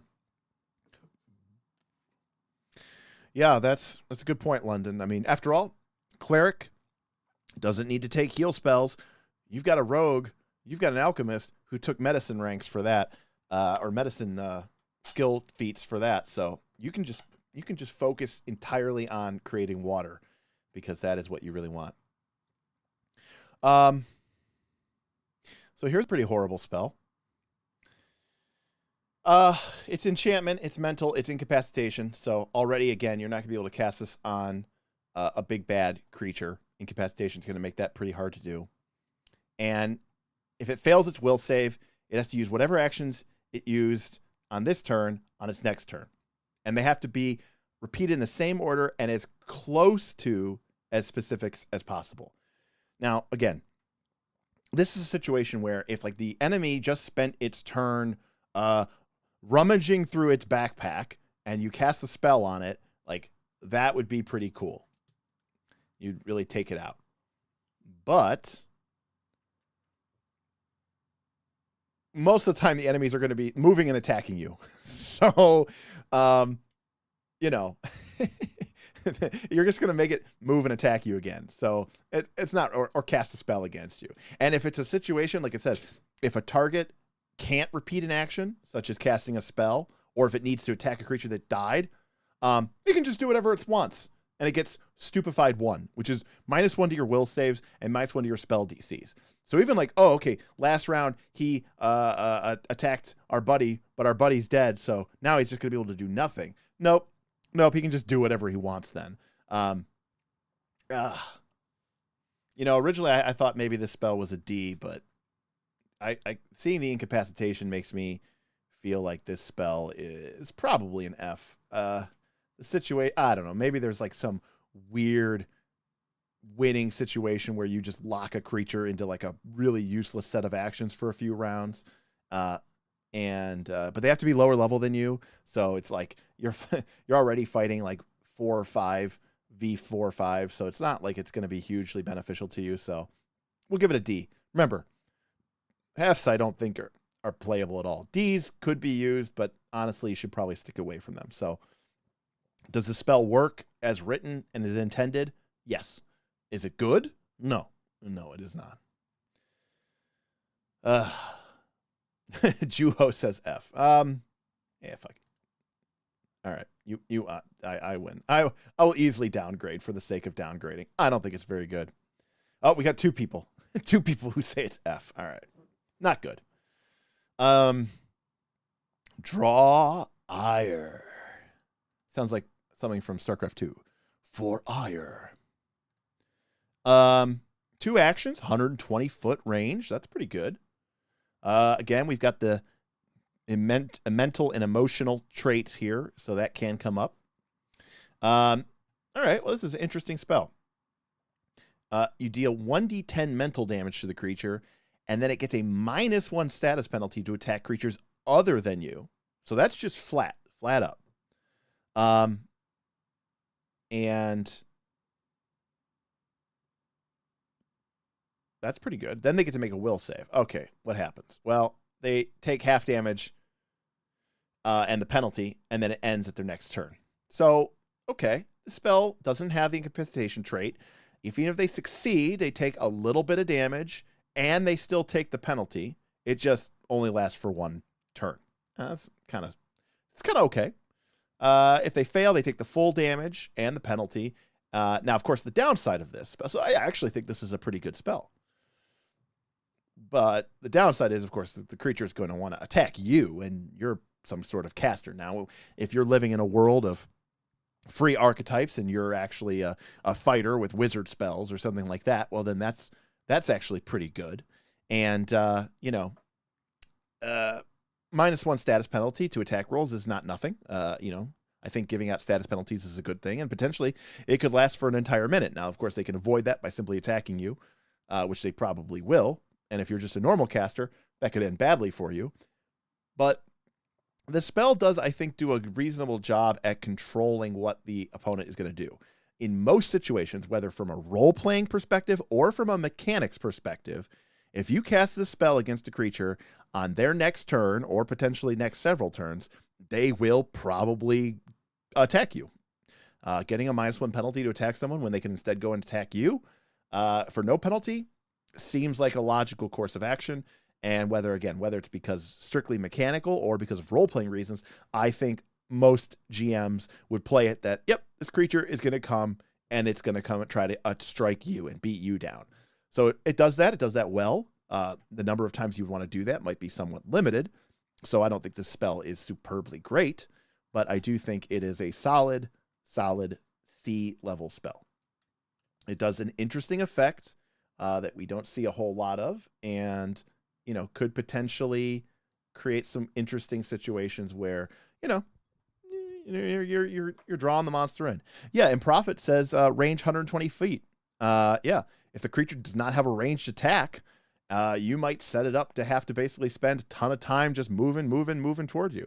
Now, granted, it doesn't have to, right? Like it could just say, I mean, there's nothing that makes it come attack you. Like if it tries to attack anybody else, it gets a -1 penalty to attack rolls. In fact, you could cast it on spellcaster, and as long as they don't cast a spell attack spell, so you could cast Draw Ire on you, and then they just throw a fireball that doesn't even remotely target you, and it won't affect them in the slightest. So mechanical fail there, but I think that, again, we talked about this before, giving your opponents choices is usually a bad idea. And the foe has the option to ignore this or not. So they are always going to be able to do whatever is going to be best for them. So if what's best for them is to ignore the spell and go do something else and attack something else, then they will do that. So again, it's a situation where giving your opponent a choice means they are going to do whatever is best for them, which is going to be to minimize the effect that your spell is having on them. And that's something to consider for sure. I just got a text message on my phone, like it's the future, from Mr. Matt Holloway, because we are going to go see the new Spider-Man movie tomorrow, and I'm pretty excited about it. I haven't really liked too many of the new MCU spells and MCU films, and haven't really watched the Disney Plus shows, but I am excited about this new Spider-Man. I think what they're doing here with the multiverse is going to be a cool crossover. It's kind of some way far out stuff that I really like, and I think it's going to be a pretty cool spell. Pretty cool film. I've been doing this spells thing for too damn long. All right. Okay, we got some people saying B, we got some people C. Self-confessed cynic says, look at it this way, it's nowhere near as good as Command. I agree. That's right. Zandy Games got it right. It's C, because it doesn't actually compel them to attack you, right? Like, if they had to come attack you, that would actually be very powerful, because now you are dictating what they get to do. Instead, they get to choose what they get to do. Now, you might give them a penalty, but... All right, next. William Brandis, Doctor Strange one. Yeah. So Peter Parker goes to Doctor Strange, who he met due to the events of Infinity War and Endgame, and he is going to basically say, like, hey, my life's a wreck because Mysterio, Jake Gyllenhaal, revealed my identity. Can you make it so that, like, I'm not known by everybody again? Because that would be great. And instead, like, the multiverses collapse and, I think it's going to be pretty sweet. All right. Echoing Weapon. Ooh, we're done with the D's. Echoing Weapon. 1 minute, 2 actions, touch weapon. You channel magical energy into a weapon, and it hums. If a creature is wielding the weapon at the end of the turn, this weapon discharges a burst of sound targeting one creature adjacent to the wielder, and it's equal to the number of successful strikes with that weapon that the wielder made this turn. This is not a good spell. This is not a good spell at all. At all. It relies on so many hoops that you have to jump through. The target has to be attacking. They have to hit. And if they attack, and if they hit, and realistically, we know we're not hitting with, 3 attacks. So if they attack twice and they hit twice, it's going to do 2 extra damage. You could have just cast Magic Missile for that. Like, this spell is horrible. This spell actually sucks. It's bad. It's F. This is an F. We don't even need to waste that much more time on this. This spell has a cool name and could have done like so much cooler stuff. And yeah, Sage. Sage says worst magic weapon. Yeah, why wouldn't you just cast Magic Weapon? It lasts 1 minute, and you're doing like an extra D8 or D12 points of damage to the striking rune. Like, it doesn't even scale that well. Look, the heighten is +2. Ugh. Yeah. Okay. Solid F tier. Now, you can start to see, now, maybe I'm cynical, maybe I'm bitter, maybe I'm jaded, but you can see here the beginning of some of the problem, right? Now, we've got a lot at C, so that's good, right? Borderline playable. Borderline playable is C. But we've got 4 Fs and 0 S's. So, what's up, Paizo? No, it does not turn it into magical. Nope.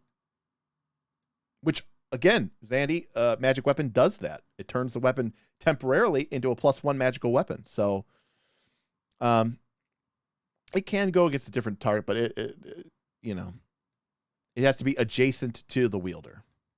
So, it's not very good. What's next? That was Echoing Weapon. Endure. All right. We got... You read this spell, and you're initially like, oh, this spell is cool. Look at that. 5 temp, and it heightens by +1. And you're like, 5 temp's not bad. I mean, like, a heal spell is better. And you're like, okay, it's only 1 action. That's pretty good. And then you see that the duration is 1 round, and the range is touch. Oh, boy. Gods and Magic not coming big with the good spells. Boy. This spell is not good. 5 temp is already, borderline playable, but with a duration of 1 round and a range of touch and a target of 1 creature. Like if it was Endure and it targeted everybody in your party. Everybody got 5 temp, right before the dragon breathe fire, and it's that 1 round. Maybe you could make an argument for the spell, but yeah, not good. And it's temporary hit points, right? So this isn't actually healing. So to your question, if someone was unconscious, this would not restore them to consciousness. This is an F spell, I'm afraid. Again, it just it doesn't do enough, and it's limited in targets, it's limited in duration, it's limited in range. Dave, I agree. I think reach spell but now you're using 2 actions for 2 hit point or 5 temporary hit points. Like, that's not a really good ratio, and you're using up a spell slot. Like, you're right. Reach spell could probably turn it into like a D, but again, I don't think it's, in Prophet, Endure is actually very powerful for spellcasting dips from martial characters. I think True Strike could probably be better, but I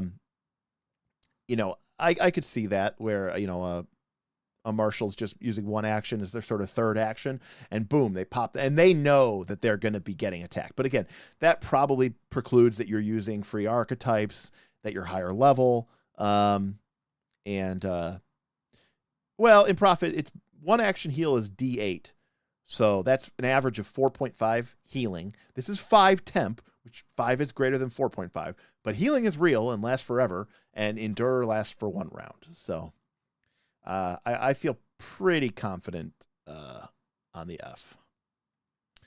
All right, exchange image, which I guess we're going to cover, but it's really weird, and it's extremely specific, and it's from the Age of Ashes Adventure Path, and it's uncommon, so, you know, it's everywhere. You have to be humanoid, or your target has to be humanoid, and you target a different humanoid, and you and that person swap faces and appearances, and the duration is a minute if they succeed, and if it fail, it's an hour. This is a weird spell, man.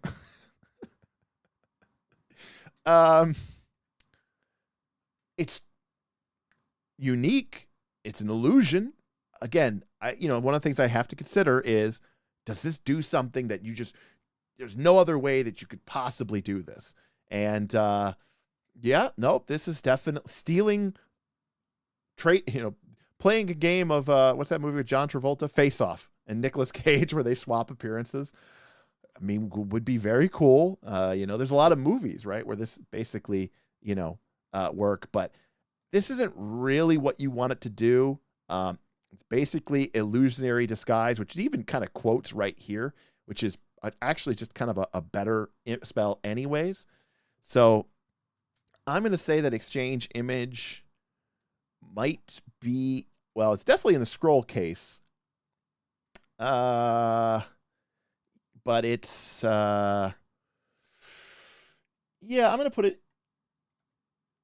it into the C tier. It's weird. It has an effect that will probably never come up in an entire campaign.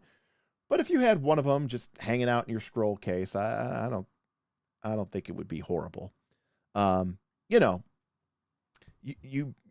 that classic situation where, like, I become them and they become me, and then they're the ones that get imprisoned because I go, haha, I captured this dastardly foe, and they're like, no, you fool, I'm that person. And it's like, all right, that's kind of a cool trope of movies, and I could see that happening, but nothing, no sorcerer's taken. Tyson says F. It's not great. Okay, if you didn't have that one, I don't think anyone would fault you. All right, here we go.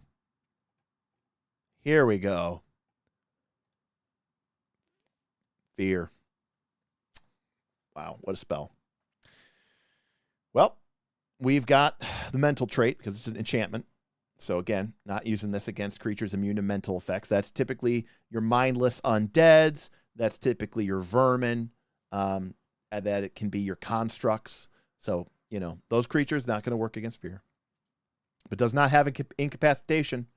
And that's awesome. Because this spell is a wonderful buff that will serve you throughout the entire game. And for the low cost of a first level spell slot, you can really debuff the hell out of a single target. And even if they succeed, they get frightened 1. And if they fail, they're frightened 2. And against a single level target, if you've watched our combat and tactics, you know that 1 or 2 points can make a huge difference. And this is 1 or 2 points on everything. That means that their AC is lower, their DCs are lower, their attacks are lower, their skills are lower. This is basically everything that this person can do, and it is a incredible spell. I should also note that at heightened 3rd, now you don't have to heighten the spell because it doesn't have incapacitation, but heightening it up to 3rd, which isn't a high cost. It's not like heightened 5th or heightened 6th, but heightened 3rd, which isn't that bad, you can target 5 creatures like with this. This is a really, really, really good debuff spell. Again, if you watch our AP, you'll know that I cast this AoE fear spell on the party. They all critically failed. They end up frightened 3 and fleeing for the round, which arguably saved their lives because they might have TPK'd otherwise. But it is a very, very potent spell. It's a great way to deal with bosses because you really want to hit them with that kind of guaranteed debuff, Frighten 1, Frighten 2. And it's also great if you take it at a heightened 3 when you're fighting higher level and you have fighting a lot of lower level enemies. I really like Fear. I think it gets used throughout the entire course of the game. I think it's a fundamental spell. And I'm going S tier. I'm going S tier on Fear.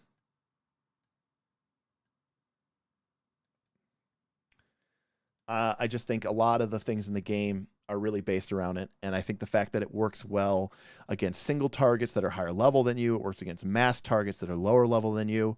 And if you can land just even the failure, a Frighten 2 that turns into a Frighten 1 that turns, 2-round debuff, I think and it affects both their offensive and their defensive capabilities.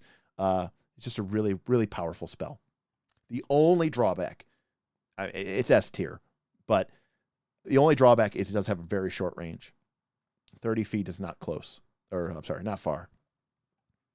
So Fear could definitely benefit from the reach spell meta magic feat for sure. So it's pretty good. And again, versatile. It's just very versatile. And we're talking about combat, but technically you could hit someone with a Fear spell. They might fail Frighten 2, and then someone hits them with an intimidation check to coerce, because that's lowering their DC, and now you can get the the bonus effect on them. So I think that's pretty good. Also, Fear is going to really hurt your melee casters, melee creatures, and as self-confessed cynic says, will save is usually a bad save. Certainly for your big brutish monsters, will save tends to be a pretty low save. So I think it's F tier. Oh, sorry, S tier. S tier. All right. Featherfall. Well, Featherfall is a classic. It's a reaction, which is cool. It's verbal. It's got a good range, 60 feet, and it lasts a minute. So even if they're high up in the air, it's going to give them enough time to land. And as long as they fall 60 feet around. As long as they land to the ground, they take no damage and they don't fall prone. It's a 60 feet. Now, how often do people fall? Well, that can depend. But it's a reaction, and it's got a good range, and it basically just eliminates the danger of falling when you have it. Now, does that make it a B tier spell? No, but it's a solid spell, and the fact that you want to just be able to pull it out, it's a reaction, means that it will never be on a scroll. So, interestingly, by the way, the target has to be a falling creature, which means you can't actually pre-cast this on someone before they leap off a cliff. You have to let them leap off the cliff first and then target them with the Featherfall, which is, kind of questionable.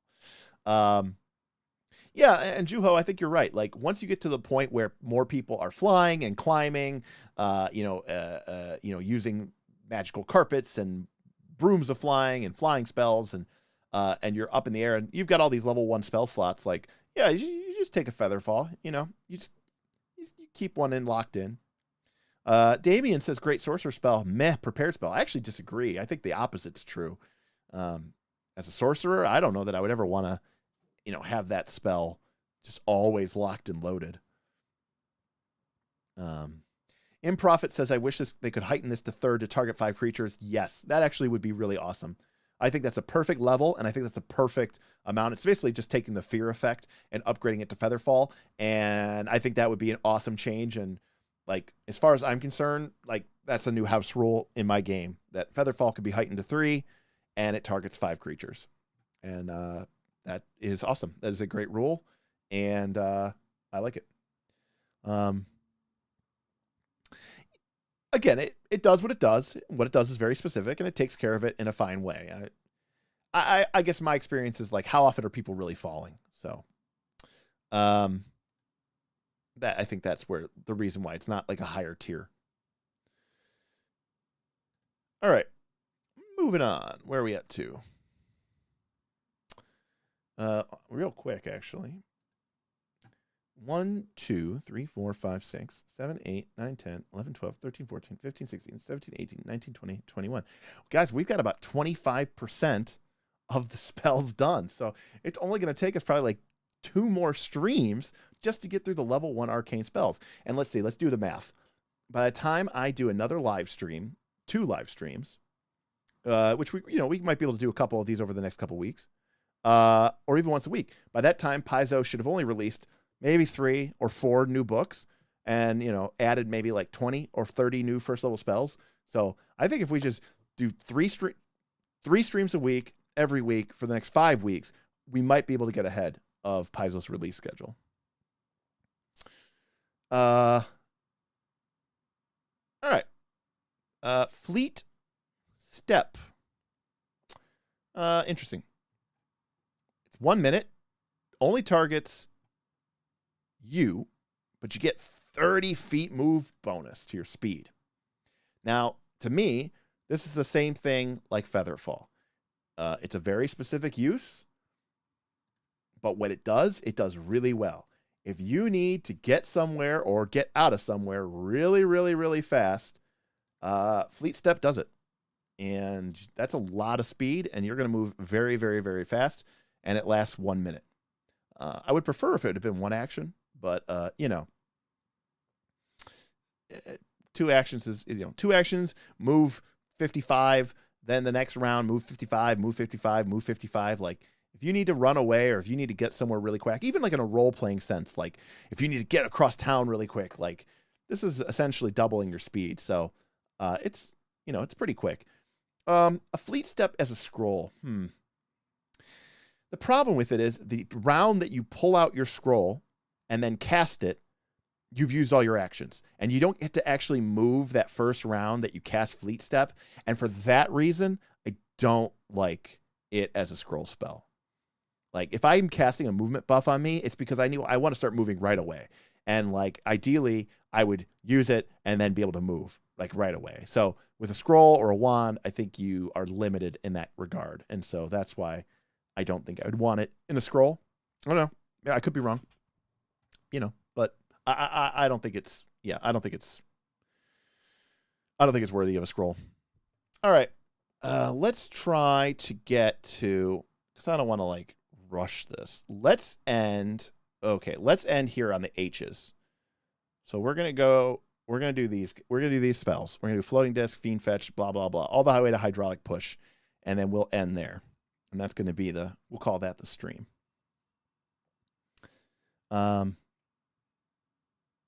All right, floating disc. So floating disc is obviously already immediately going to be a scroll case spell, right? Like this is, there might be a situation where you need some sort of magical disc that can, carry it. Here's the problem, though. It doesn't heighten. It lasts 8 hours, so that is really cool. I do really appreciate this. Now, they have completely neutered this spell in this edition of the game. Okay. Now, all this used to be true too. 2 feet in diameter, follows 5 feet behind you. Okay, that's great. Neutering number 1. It holds up to 5 bulk of objects. So it cannot hold 3 gnomish flick maces, right? It can only hold 2 gnomish flick maces. And if you can't hold 3 gnomish flick maces, that's not even 2 characters worth of gnomish flick mace, assuming both are dual wielding. But like in older versions of the game, it used to be able to carry 100 pounds per caster level. So you could create a disc that could support 100 pounds or several hundred pounds. That was awesome. 5 bulk is like nothing. It's like 2 suits of armor. It's very, very, very, very, very mediocre. Secondly, if the spell ends if a creature tries to ride atop it. Like one of the things that it was great for was being used basically as a litter to carry a dead party member out. Yeah. So look how they murdered my boy. They massacred him. It's still a good spell to probably have in your scroll case, but kind of like Ant Haul, it just doesn't do enough.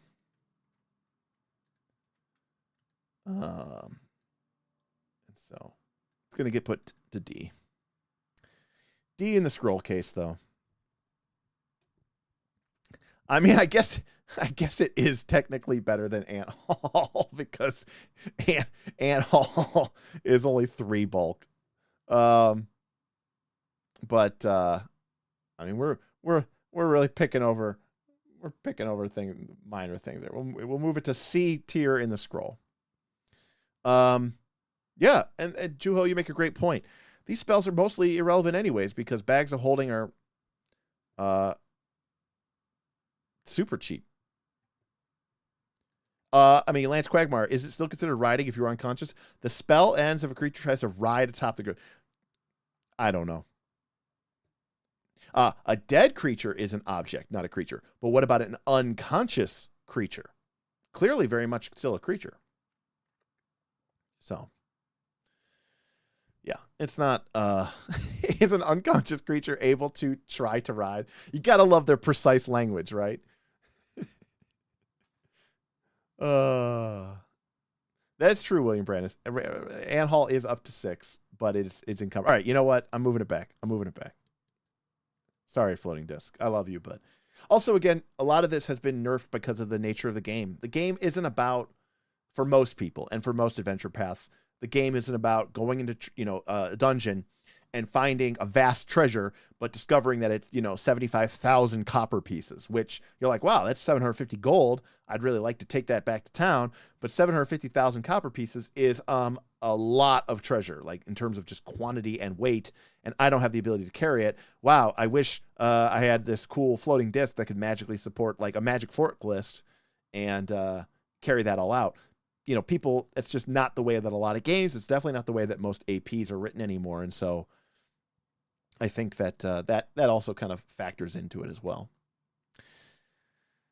All right, Fiend Fetch is our next spell. This is again from the Strength of Thousands adventure path. Well, all right, 2 actions, 30 feet, 1 or 2 willing creatures. You shoot out telechromatic strands like Spider-Man that drag each target directly towards you, stopping in the closest unoccupied path space to you in its path. This is forced movement, which means it does not provoke attacks of opportunity, and it's willing creatures, so these are your allies. But it's kind of a cool spell. Being able to move your allies around, giving them a free, basically moving them out of a situation without provoking attacks of opportunity. I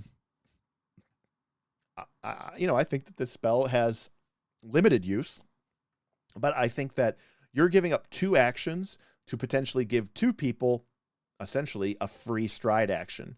And, that could be very, very, very powerful and potent. And I think that actually is a pretty good spell. I don't think it is a fantastic spell. My takeaway is it's probably a C, but I could see a world where you might even say that this is a B. I don't know. Friend Fetch. What do we think? It's kind of a cool name, Friend Fetch. I don't know. It does something that nothing else can really do. That's not something that anybody else is doing. It's only in it's only in Arcane and Occult, and yeah. All right. I'm going to give it a B. How do I feel about players taking uncommon spells? I don't personally care. I understand why certain spells are uncommon because they want, the DM to make a call, but I don't think they're more powerful. If they were more powerful and they got better rate, then I think you could argue that you should be a little bit more, use a little bit more jurisdiction when you're deciding whether to include them in the game. But I don't actually think they're actually any better. So we got a lot of C's, we got a lot of B's in the chat for Friend Fetch. Again, I'm gonna go on the side of B here, and again, I think probably B minus is probably actually where it really belongs. Just because it's a cool effect. And what you really want out of Magic is effects that don't really have any sort of non-magical analog. And there really aren't any ways that you could use this spell there's no way that you could, without this spell, do anything like this in the game. So, yeah, I'll say B, but we'll put it down here on the B- again. And this is why the rating is good, but like the conversation is more important, right? Because thinking about the influences, for example, in the chat here, Juho says, yeah, reach spell makes this a B. Like, I'm sorry, Ruben Brown said B for me with reach spell. Yeah, because now you're going 60 feet. That's a pretty good. That's 2 strides. Like, you're using 3 actions to give basically 2 strides and 2 strides to your ally. So, William Brad says, isn't reach just 5 feet? Yes, creature reach is 5 feet, but the meta magic reach adds 30 feet to a spell range. But you knew that. You're just trolling. All right, where are we at? Goblin Pox. Okay, I got talked down on this. My initial reaction was, this spell is bad, and I don't like it. And I just immediately dismissed it. Part of the reason I dismissed it is because I just don't... Like, it's a necromancy disease spell. It's, the deities are things like, Urgathawa and Galander or stuff like that. It's just like... It feels like an evil spell. It's not like something that you want your cool heroic wizard doing is affecting someone with an allergic rash. I mean, this is the spell equivalent of giving someone an STD. It's not cool. There's nothing cool about this spell. I will admit that. But it is pretty powerful. The range is touch. Again, a consideration. But here's the thing. Number 1, no incapacitation. Number 2, affected even on a success. Number 3, if they fail, then they're still sickened. But because now they are affected with the disease, that sickened can get worse. And unlike frightened, remember, sickened, they have to use an action to retch, and then it's just another save. So they could burn an action trying to retch, fail the second fort save, and still be sickened. And sickened persists until they succeed at that check. And I should note that as long as they are affected with the disease, with Goblin Pox, even if they somehow shook the shaken condition off by retching, if they failed the next save and progressed to the next stage of the disease, they would become sickened again. And sickened, like frightened, is basically a -1 to all of your DCs, all of your D20 rolls. It's essentially a -1 status penalty to pretty much every DC and every check that you make. So it is very, very powerful. And good against a boss type monster, or maybe if you're fighting 2 monsters that are, at your level or a little bit higher than your level, because it works even on a success. So Zandy asks, how do diseases work? Well, diseases work like all afflictions in Pathfinder 2, which means that they are a series of stages. They don't list it here, but a disease or affliction will tell you how often you have to make a new check. Sometimes it's, you can see here, 1 round, right? So that means if you have stage 1 Goblin Pox, you're sickened 1, and after 1 round, you're going to make a new check, a new fort save. If you succeed at that fort save, you are now stage 0. So you're basically no longer diseased. The disease is over. If you fail that fort save, you progress to stage 2. You are now sickened 1 and slowed 1 for 1 round. Now, next round, you make another save. If you pass, you go up to stage 1. If you fail, you go down to stage 3. And you'll note that once you get down to stage 3, you're sickened 1, you can't reduce your sicken, and now it lasts for the whole day, and you get to make a new save every day. So if they get all the way down to stage 3, they're basically sickened 1 essentially for the next 24 hours, unless they get some sort of magical action to cure the disease itself. So, again, it's a pretty powerful spell.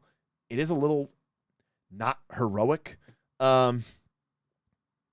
especially because not only are you affecting them essentially with eczema, but the way that they get rid of it is by vomiting all over the place. So, when you think high level adventure, when you think the epic stories of your heroes, I want you to think about people vomiting while scratching at their eczema. It's not a winning combination. But it is powerful, and I'm going to give it a B tier because of that. It's a good debuff. Hate to say it, but it's a good debuff. All right, we're pulling out some Bs here. We're getting there on the Bs. We almost have a Pareto distribution here. Not a Pareto, a Gaussian distribution here. We definitely have mostly Cs and a lot of Fs though. A lot of Fs. Yes, in profit. Yeah, SNS, CHL. It's like a spell from Shadow over the Demon Lord. Yes, this is a very Shadow of the Demon Lord type spell. Rob Schwab probably wrote this spell. You know, this spell seems very appropriate for like a grim dark Warhammer fantasy, Shadow over the Demon Lord, those kind of, you know, RPGs. But like, this is just a weird spell to just be on everyone's list. Yeah, Arcane and Primal. I don't know. It even feels more like a druid spell. Like it feels like it should be a primal occult spell, not an arcane spell. So not great in that regard. All right. Gravitational pull. So it's a new one from Secrets of Magic. All right, right off the bat, I love spells that do this. Why didn't, like, Pathfinder introduced this like awesome, cool, flexible spell casting system with these multi-action possible spells and the way meta magic plugs into them. And then like 3 spells in the entire core rulebook used multi-action casting spells like Magic Missile and Heal. Like, it's so cool to have that kind of flexibility. And I wish they had done this more often. They try to do more of it in Secrets of Magic, which we'll see as we go through these spells. But I think spells that do this are really cool. And I wish they did it more often. And if it was up to me, like, I'd love to see like every spell have that kind of flexibility so that as a, you know, especially because as more and more spells, more and more players are playing with like free archetypes and stuff, you're going to be doing a lot more stuff on your turn. You're going to be attacking and moving and casting a spell. And so having that flexibility to occasionally throw in a weaker version of a spell at one action, it's almost like an anti-meta magic feat where, hey, like, I want to attack and move, but I also want to cast a spell. And it, you know, you don't always just want to cast the only one action spells that are listed in the game, right? Like, I think spells like this are cool just because of the flexibility they provide. Also, again, similar to Friend Fetch, it is a very cool effect. It's magical, right? Like, contrast this with Goblin Pox, right? Where I'm going over and like shaking, I don't know, allergens and dander on someone, and then they're vomiting all over the place. Whereas this one is, you suddenly alter gravity. Well, that sounds awesome. Like we can all close our eyes and we can see like this awesome wizard or this really cool sorcerer gathering his hands together, you know, rippling distortions of magical reality around them as sort of waves of gravitational power, you know, suck creatures into them. Like, mentally, that is a really awesome image. And, you know, it's not a bad spell to boot. It pulls, it's one creature, or it's one creature at 20 feet, or 30 feet range, but it's one creature pull 10 feet, one creature pull 20 feet. But if you do it for 3 actions, you can pull people up to 5 feet. Dan Kaz asks, can you pull people into pits with this? Yes, you can force movement them, but then they have a chance to catch the edge. So it doesn't guarantee that they'll go over the edge. Juho says, how often do you have people standing behind pits? I don't know.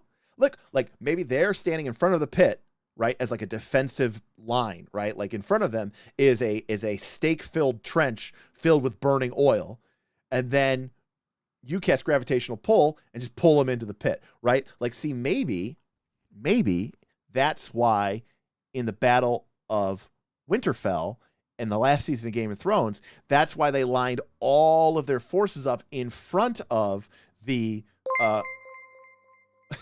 William Brandis with the 99-cent super chat. for the vomit emoji. Very nice. Yeah, they lined them up in front, the Dothraki and the Unsullied in front of the defensive fortifications because they were worried that the Night King was going to fly in and cast a massive gravitational pull and just pull them all into their own trenches. And they thought, we will stand in front of our defensive fortifications, and that way the Night King can't screw us over. But yeah, being able to cast this at level 1 and target 5 creatures just by tacking on an extra extra action, that is really, really, really fun and really, really cool. And also, by the way, if they critically fail, they are knocked prone. So again, that is really good. But I mean, they do have to critically fail. So it's not going to happen all the time. I like the spell. It's very fun and powerful, very fun and flavorful, even if the effect, which is just, pull 10 feet, isn't really, really great. It's probably a C tier spell, but I could see an argument made for B. Zandy Games is great against archers on high places. Yeah, I agree. Boom, just pull them down. So I'm feeling C on this. That was my initial take on it, and I still like it. So. All right, just a couple more to go for this live stream. We'll probably wrap up right around 9:30, which was what we intended to do. Again, I want to say thank you to everybody who joined us. I've been periodically peering at my YouTube stats, and we've been sitting around 60 viewers, and I really, really want to say thank you so much. I was worried this was going to go horribly. Again, going live for us is really, really, really convenient because we don't have to edit, and, editing takes a lot of time. I try to do a pretty okay job with it if you've watched our videos, which I'm sure you have. And so I really appreciate everybody kind of going through some of these growing pains. And I think too, this fun, community interaction is kind of really a nice bonus as well. And again, thanks to our patrons who, we have a really incredible crew of incredibly experienced GMs and some newer players all on our Patreon. And because of the money that they raise for us, we are going to be taking this live stream thing up to more and more folks. And we're going to do our studio up. We're going to get a graphics switcher board so that we can switch different cameras while we're live streaming. We're going to be like Critical Role, but without the really good acting and the millions and millions of dollars. So really looking forward to that. Okay, let's wrap this up. Let's finish strong. Grease. Once the greatest spell of all time. Neutered. If you watch our APs, you know that pretty much every time this gets cast, everyone asks, is it flammable? It is not, even though it used to be. So it targets 4 squares or 1 object. And basically, they get to make a reflex save. And if they fail the reflex save, or an acrobatics check, but for most creatures, it's going to be a reflex save, they fall prone. And if they try to move through the area, they have to make a reflex save and balance. And if they fail that reflex save, they lose that movement action. If they critically fail that reflex save, they fall and their turn ends. And that actually happened to the Etten in our most recent AP episodes. Now, if they step or crawl, they don't have to make the save, but stepping and crawling are both only 5 feet of movement. So this is a really powerful kind of area crowd control spell. You have to be smart about it. And if you cast it on a object, probably a weapon of some type, Improfit says F for not being flammable. He makes a very compelling point. I do agree with that. So yeah, if you cast on someone's object, probably their weapon, they have to make an acrobatics or again probably a reflex save. And if they fail, they get a -2 penalty all checks involving that item, which means attack rolls, right? So that's pretty awesome. That's what disarm should be. So you target someone's weapon, they fail the reflex save, and now they have a -2 penalty on all checks involving that object. And it lasts a minute. So if this is a monster's sword, and they're kind of a big, I used my great sword, or I use my great club. Imagine if you are, imagine Asius with his maul. You cast it, someone casts grease on his maul. Well, if he fails, he now has a -2 circumstance penalty, which is nice because it's a circumstance penalty. Though circumstance penalty to attacks are kind of uncommon. So this will stack with a status penalty from frightened or sickened. And what's he going to do? It lasts 1 minute, and there's nothing you can really do to get rid of it. And if they crit fail that save, they drop the item. And that's like awesome. Lastly, you can cast it against someone, and then their fortitude DC goes up to grapple them. So if someone's grappled and they want to make an escape check or something, you can technically cast grease on them to give them a bonus to sort of slip out. So if you're fighting some sort of tentacle horror monster and someone gets wrapped up, it doesn't have a really good save, well, you can hit them with a grease. This spell has a lot of versatility. Single target against someone with a big bad weapon. AoE is sort of a crowd control spell. This is, I think, a top tier spell. And I don't think it's an S tier, but it's definitely a solid A tier spell. So joining Burning Hands and as our only other A tier spell. Once upon a time, Grease plus Burning Hands, that was the wombo combo, baby. What happened to that? Huh? That used to be the spell. Let's see. We added the Krugus Runeblade says we added the flammable back to our spell at the table by adding a third action, which is a flask of oil as the material component. That's awesome. And it again, that's going to be a house rule. Why didn't they do that? That would be so cool. To not only give the spell flexibility, to be like, oh, you can cast it as a 2-action spell, or you can cast it as a 3-action spell. You throw in a flammable flask, and now you've infused the grease with with petroleum, and it's gonna blow up. So, very, very cool. Very cool spell. Solid A tier. Honestly, maybe even in certain circumstances A+ tier. Again, when they fought that Etten, they cast it on him. He fell, reflex, down. He's suddenly flat-footed to the whole party. They wail into him. He goes to stand up. That's a movement action. Makes a reflex save. Critically fails. Falls, ends his turn. And he was an Etten, so he got 2 turns around, so it wasn't as overwhelmingly devastating as it could have been. But, it was still a pretty powerful spell. I was pretty impressed. All right. What do we got left? A couple more. Grim Tendrils. Grim Tendrils is a kind of a mean spell. It is an AoE. It's a line at level 1, which is pretty cool. It's cool that you can have a line spell. So again, potentially could target a lot of creatures. And a spell like this is if you're hitting 4 or 5 or 6 monsters with this, it is a great spell. If you are only hitting 1 or 2 monsters with this, it is a horrible spell. And unlike some of the other AoEs, this one is Fortitude, which is cool. It gives you a different, axis to attack on. This is a great spell against agile creatures who would normally have a really good reflex save and are going to pass all those saves. Instead, this Grim Tendrils reaps out, and the Fortitude save is really good at taking out those, rogue-type monsters, those sort of skirmish, quick movers. Doesn't do a lot of damage, 2d4, but it is 1 persistent bleed damage, which could do 1, 2, 3 points of damage, maybe 4 points of damage over the course of several rounds. But again, a spell like this, if you're only targeting and hitting 1 or 2 people, it's just not worth the time. But it is a line, which is different than a cone. The cones at level 1 are only going out 15 feet. This one's going out 30 feet because it's a line. It's targeting Fortitude, which is a different save that isn't usually associated with AoE. This spell is not incredible, but it does have a lot of nice things going for it. And so I think it is a solid B tier spell. Not quite Burning Hands. Whoever said that. It's not quite Burning Hands. And I agree with that statement. So I think, someone says it heightens well. Yeah, actually, it does heighten pretty well. So you're getting, it's +1, which is already good, and it's doubling the damage, 2d4 to 2d4, but the persistent damage also goes up by 1. So that is pretty good.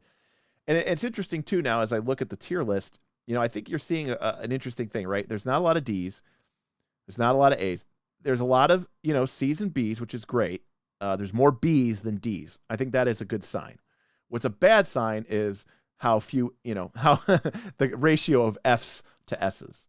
And again, I think Cs are fine, but they're not, they're not exciting. They're not cool, right? Like I'd love to see, more A's and if some of these D's and F's were instead, A's, I think this list would look a lot better.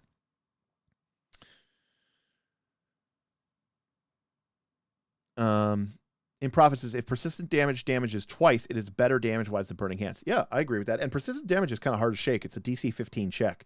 And if people are using actions on their turn to try to improve that DC, like that's a great win for you in terms of action economy. So, yeah, again, I don't think it's bad. I think a solid B+, I think is a great place to put it. All right, good old reliable Gust of Wind. All right, well, just as I said, there's not a lot of 60 lines with Fortitude save. Here's another line with a Fortitude save. But of course, this spell does not do damage. But what it does do is, if you fail, it knocks creatures prone. And if, and even if they pass, they cannot move against the wind. So this is a great crowd control spell. Now, if you hit this and target 4 or 5 monsters and a couple of them fail and fall prone, you've traded 2 actions for maybe 3 or 4 of their actions as they go to stand up. Not to mention knocking people prone, which potentially could give your allies an advantage because the creatures are flat-footed. And, of course, if they critically fail, then they're knocked prone. They get thrown 30 more feet. So really, you're eating up 2 actions at that point because it's probably going to take them 1 action to stand up and 1 action to stride back to where they started. And they even take some bludgeoning damage to boot. But even if they fail, they cannot move against the wind. And in certain circumstances and architecture and corridors and stuff, that could really be a great way to control a fight. And also, failure, they're not prone, but if they're flying, they get critically failed. So against flyers, if they fail, you're basically sending them just flying and tumbling around. And if a flying creature is knocked prone and gets, dropped to the ground, like that's a great way to really mess up some flyers. So I think, we've talked about doing a combat and tactics video on how to deal with flyers. And I think Gust of Wind has a pretty reasonable spot in that discussion. 60-foot line is really good range, especially for a first level spell. And it even has some additional benefits, right? Like puts out small non-magical fires, disperses fog and mist, blows objects away. Like these are some really cool exploration type activities, not just a combat spell. I could see a lot of places where you might use this spell creatively, where you might use this spell to, and create some weird effects that you just can't do without using magic. And this is kind of a cool way to do it. So I like this spell a lot, even though it doesn't do damage. I think it's a lot of fun. And I think Gust of Wind gets a solid, I'm going to go with B.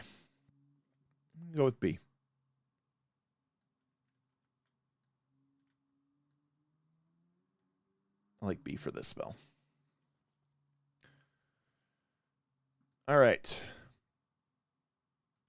Next. Are we almost done? I think we're almost done. Ooh. All right. Horizon Thundersphere. You know what? Before we go to Horizon Thundersphere, I like Gust of Wind. I'm going to move it to A. I think having that extra versatility and I'm listening here to everybody talking about flying creatures and how it's like one of the best anti-flying creature spells. And I think that's an important thing to do in Pathfinder, because what Pathfinder 2 does is makes it very hard for like a barbarian or a fighter or even a ranger who are all focused on melee weapons to even be remotely good at ranged weapons, because you're not going to have the same level of a stat bonus. You're not going to probably have the same level of item bonus from potency runes that you put in a weapon. So your range attack might be 3 or 4 or even 5 points less than your primary melee attack. And that means that's a big difference, especially in Pathfinder 2. 5 points means like you're just missing all the time. You really need a way, if you have a party with melee fighters or melee martial characters, you really need a way to bring people in, you know?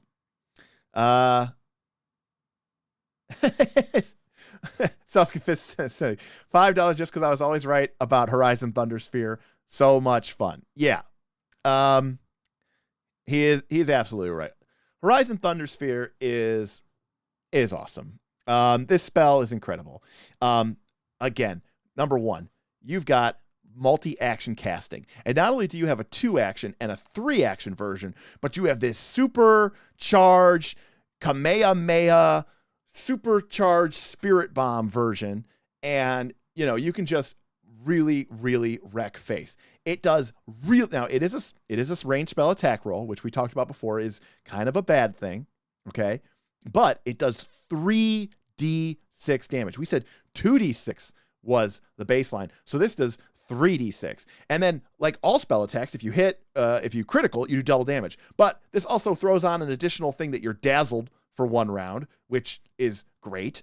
And then if you increase it to the 3-action version, not only do you get 60 feet of range, but if they fail to save, meaning if you miss, so you fail, it still does half damage. So that whole drawback of missing with a spell attack and then not doing anything, well, this spell right away just counteracts that. And then if you do go super Muso mode, yeah, I mean, it does everything. It basically becomes a mini fireball that ripples out from everyone, and then you're sparking electricity around you, making people. I mean, this spell is awesome. It's just cool. It's fun. It's got a lot of versatility. It does a lot of damage.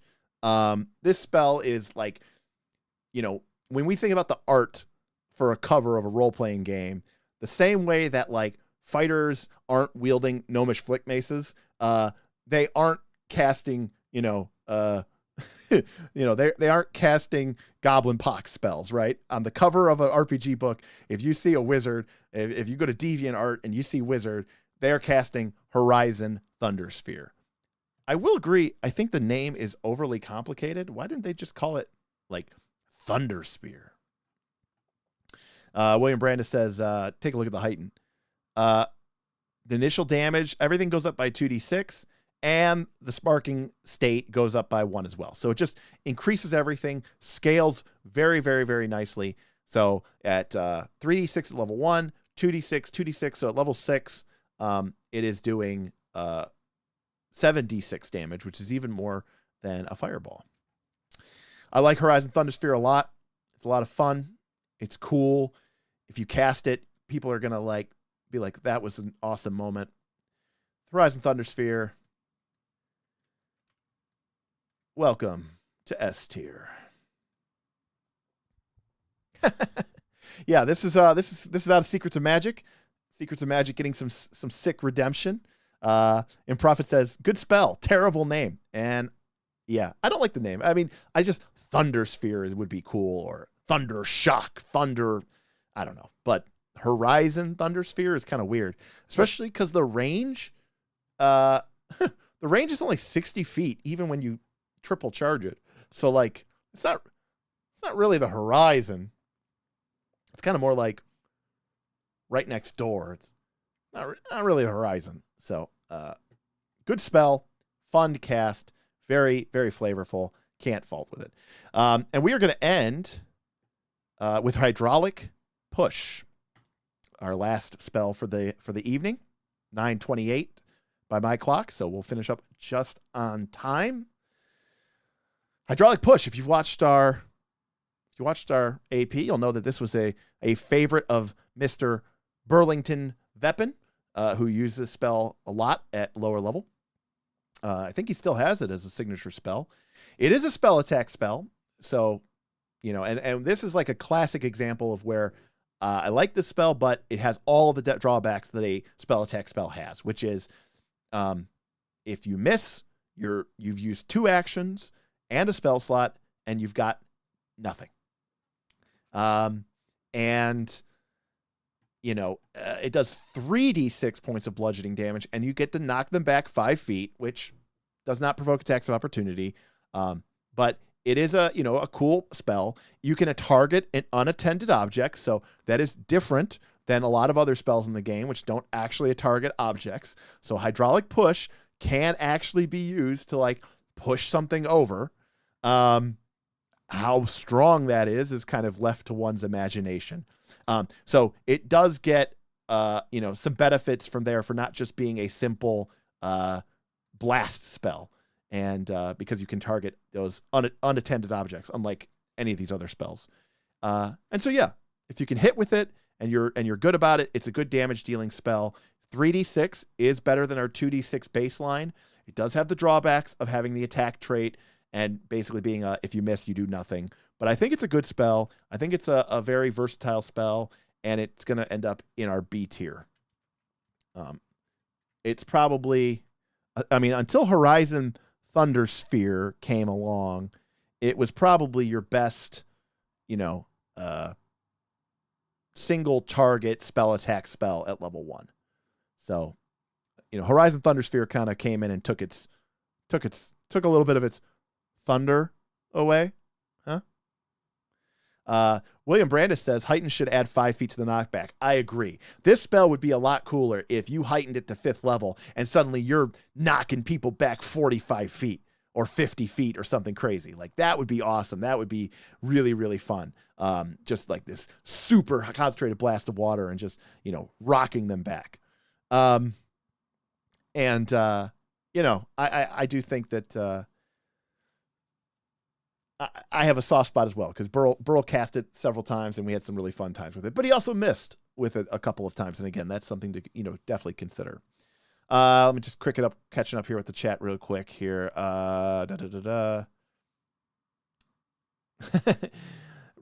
Rassley Ford says, please, illusionary object. Not till next time. We're going to start with the eyes and knock out like 7 illusion spells in a row.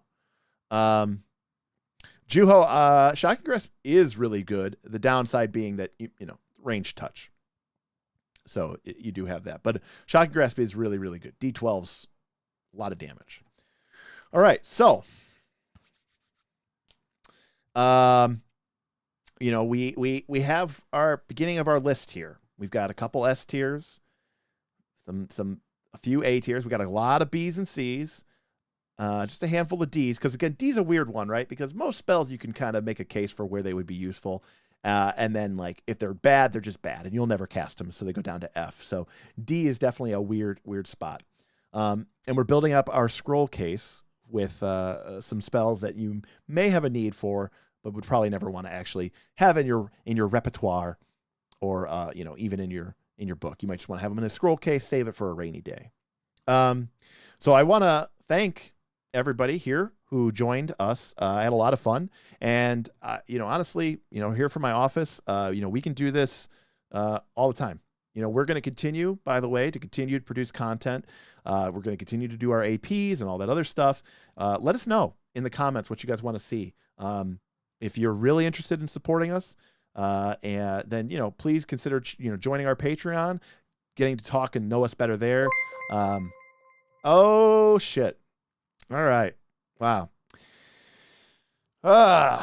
Thank you, William Brandis. That's an incredibly gracious, very, very, very, very, very thoughtful gift and super chat. Horizon Thundersphere is definitely how it needs to be spelled. And wow, very humbled for all the incredible support that we've gotten from some of our new viewers, as well as our ongoing support of our patrons. Again, Pathfinder 2 is a great game. We're going to continue to talk about it. We're going to continue to run campaigns in it. But if you look behind me, this is not all D&D. This is not all Pathfinder. I love all sorts of other games. So I'm hoping that live content will allow us to bring a whole variety of gaming to people and, share my passion for games with all of you. Because that's really why I started this channel. I was sharing my passion with gaming with folks like Bob and Nick, and Rory from our original cast. And, the idea was, well, why don't I just share that passion with everyone and get, meet some like-minded individuals. And Patreon has been really successful with that. It's not just, people paying us money. It's really like a home, a community for people to bounce ideas off of. I really, really love it. And these live streams, I think, are going to be incredibly, incredibly fun as well. So thank you again for joining us. Glad everyone had a good time. And I will certainly look forward to our next live stream. Expect one a week, but with the holidays, not going to be working as much here the next couple of weeks. Maybe I'll bust out 2 a week. I'll let you guys know. I will get I'll get something posted onto YouTube with some pre-warnings so that you guys can schedule time to kind of sit down and join us as we fill out the rest of this Arcane spell list. All right, so on behalf of the rest of the Knights of Last Call, my name is Derek Melenda, saying welcome to the Knights of Last Call. Peace.